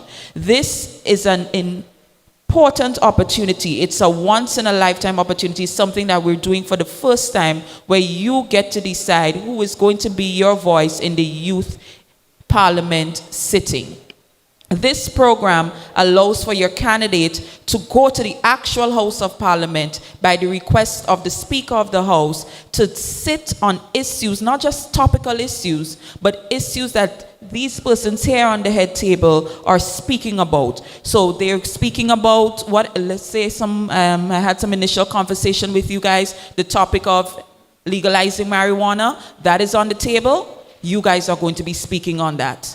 The budget next year, our youth parliamentarians will be debating the budget. They will be discussing it because that is what is on the table for the actual parliamentarian.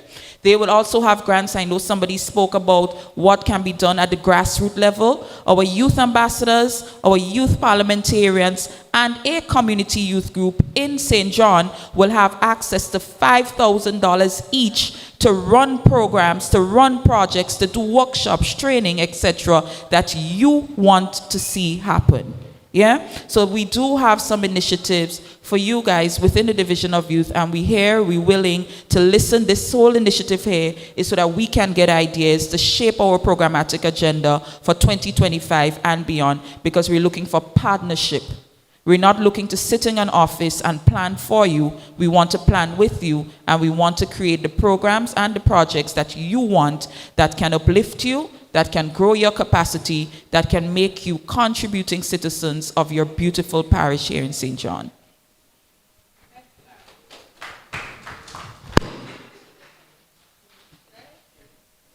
Victoria St. Mark is the best parish. Yes, we have whole with breadfruit. You don't have that in Gouyave. You have whole with breadfruit? No. So, once again, I want to applaud each and every one. And remember, young people, sky is no longer the limit. It's only the view. So at least, let's go further up. All right? No longer the limit, it's only the view. All right? So now, as we're wrapping up, we would now ask the beautiful young lady from St. Mark, Kerryne John. Okay, just before you comment, Kerryne, Minister, just want to make a brief remark.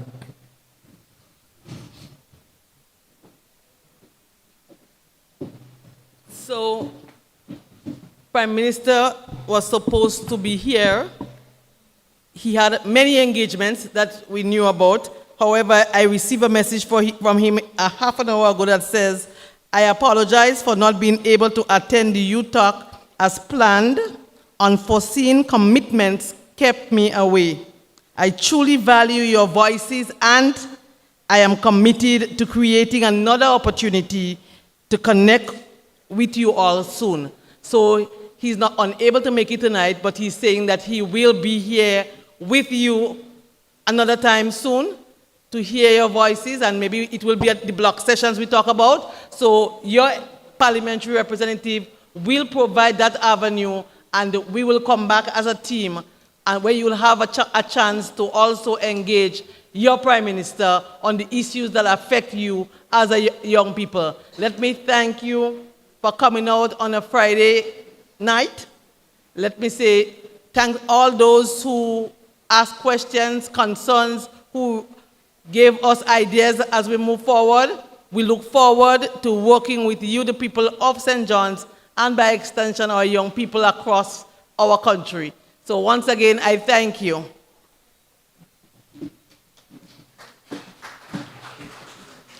All right, thank you, Minister. So, Ms. John, are you ready to grace us with your lovely voice from St. Mark? And Coast Guard, to be exact.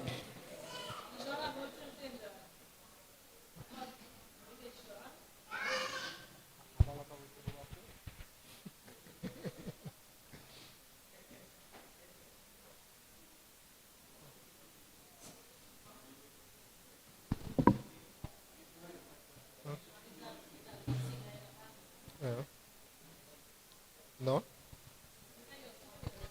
You see, because I say St. Mark is the best, they're trying to sabotage you.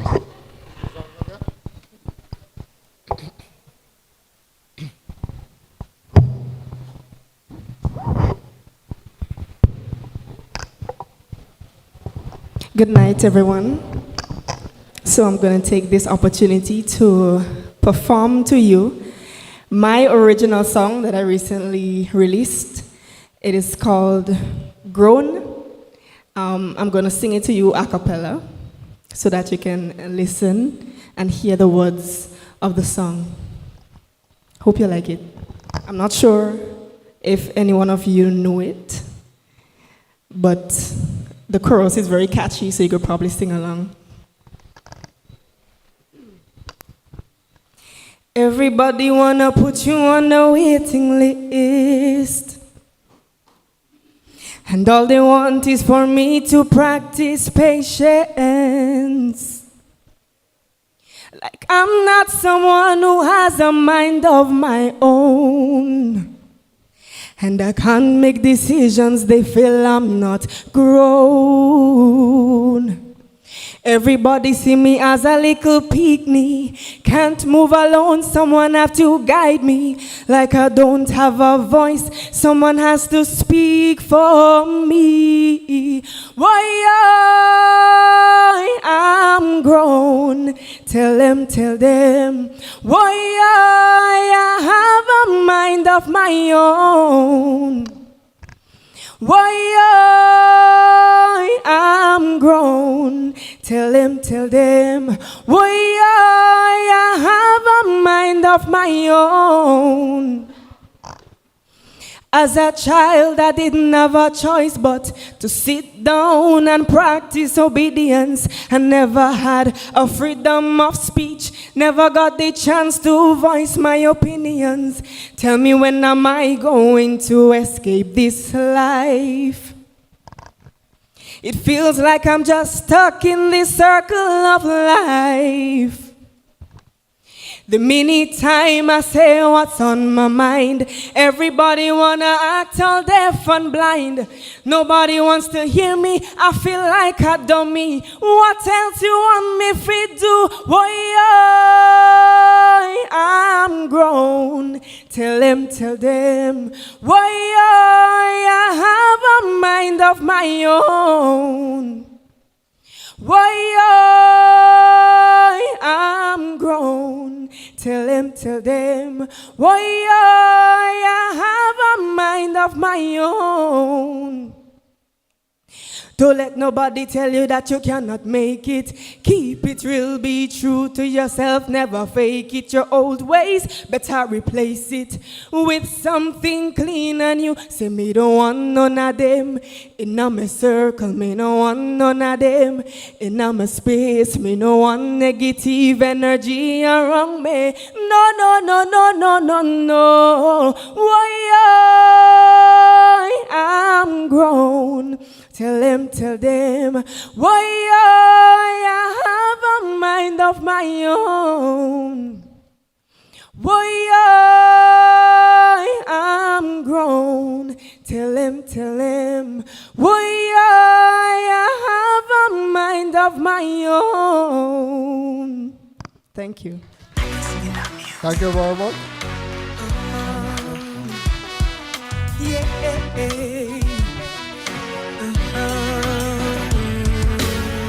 Everybody wanna put me on their waiting list. Find it on YouTube? Yeah, it's on YouTube. Yes, that's my new anthem. Like I'm not someone who has a mind of Okay, my and know that on the 26th, you'll be coming to the best place, St. Mark. So St. Mark, get ready. Your talk will be coming to you on the 26th, and Carriacou and Petit Martinique on the 27th. And please know that Corona is from the only place where people dying to come, Coast Guard. That's where the cemetery is. So when you die, you must come to the cemetery. Okay, so once again, I thank you. And I just want everyone to know that it's kind of difficult for young people nowadays. So in everything you do, put God first, second, and third, and then everything else would come fourth. Yeah?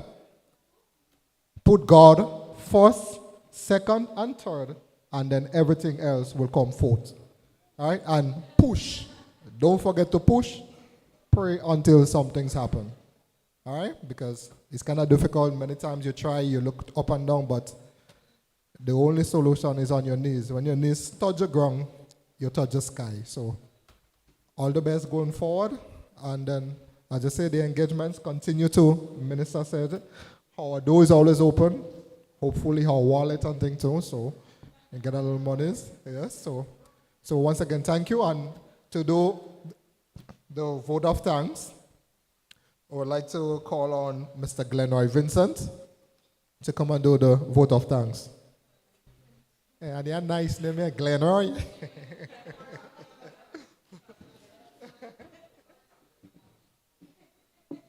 Back at the protocol already established, eh?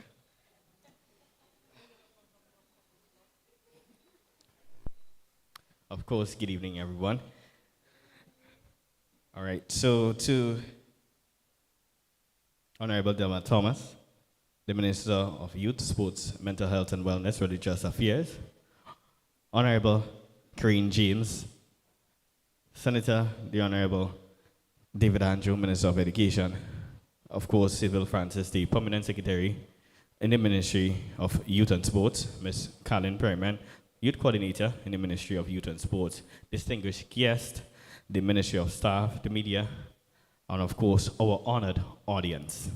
I am deeply grateful to each and every one of you for making this Youth Talk in Gouyave such a meaningful and impactful event today. Did we enjoy ourselves? To the person who say no, they don't get any refreshments, all right? Your support and presence underscore a strong commitment, especially within our constituents and of course our nation youths and the brighter future.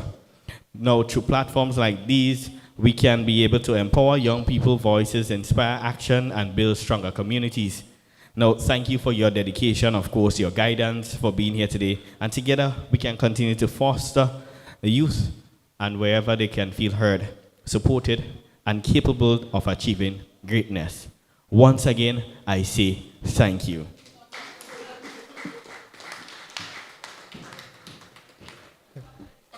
Thank you, Mr. Vincent. And I think that should be a wrap for tonight. So thank you. And I have my card, so take anything you want at the back. I'll pay for it. No problem.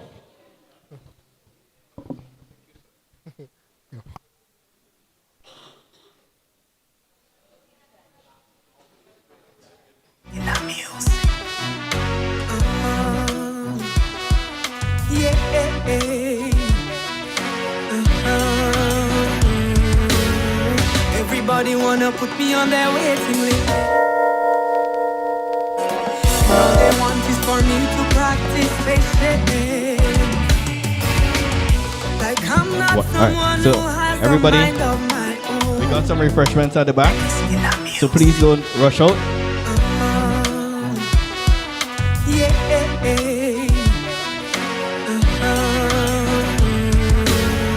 Everybody wanna put me on their waiting list. And all they want is for me to practice patience. Like I'm not someone who has a mind of my own. And I can't make decisions, they feel I'm not grown. Everybody see me as a little pygmy. Can't move alone, someone have to guide me. Like I don't have a voice, someone has to speak for me. Oh, yeah, I'm grown. Oh, yeah, I have a mind of my own. Oh, yeah, I'm grown. Oh, yeah, I have a mind of my own. As a child, I didn't have a choice but to sit down and practice obedience. I never had a freedom of speech, never got the chance to voice my opinion. Tell me, when am I going to escape this life? Feels like I'm just stuck in this circle of life. Many times I say what's on my mind. Everybody wanna act all deaf and blind. Nobody wants to hear me, I feel like a dummy. What else you want me feel too? Oh, yeah, I'm proud. Oh, yeah, I have a mind of my own. Oh, yeah, I'm proud. Oh, yeah, I have a mind of my own. Don't let nobody tell you that you cannot make it. Keep it real, be true to yourself, never fake it. Your old ways, let's replace it with something clean and new.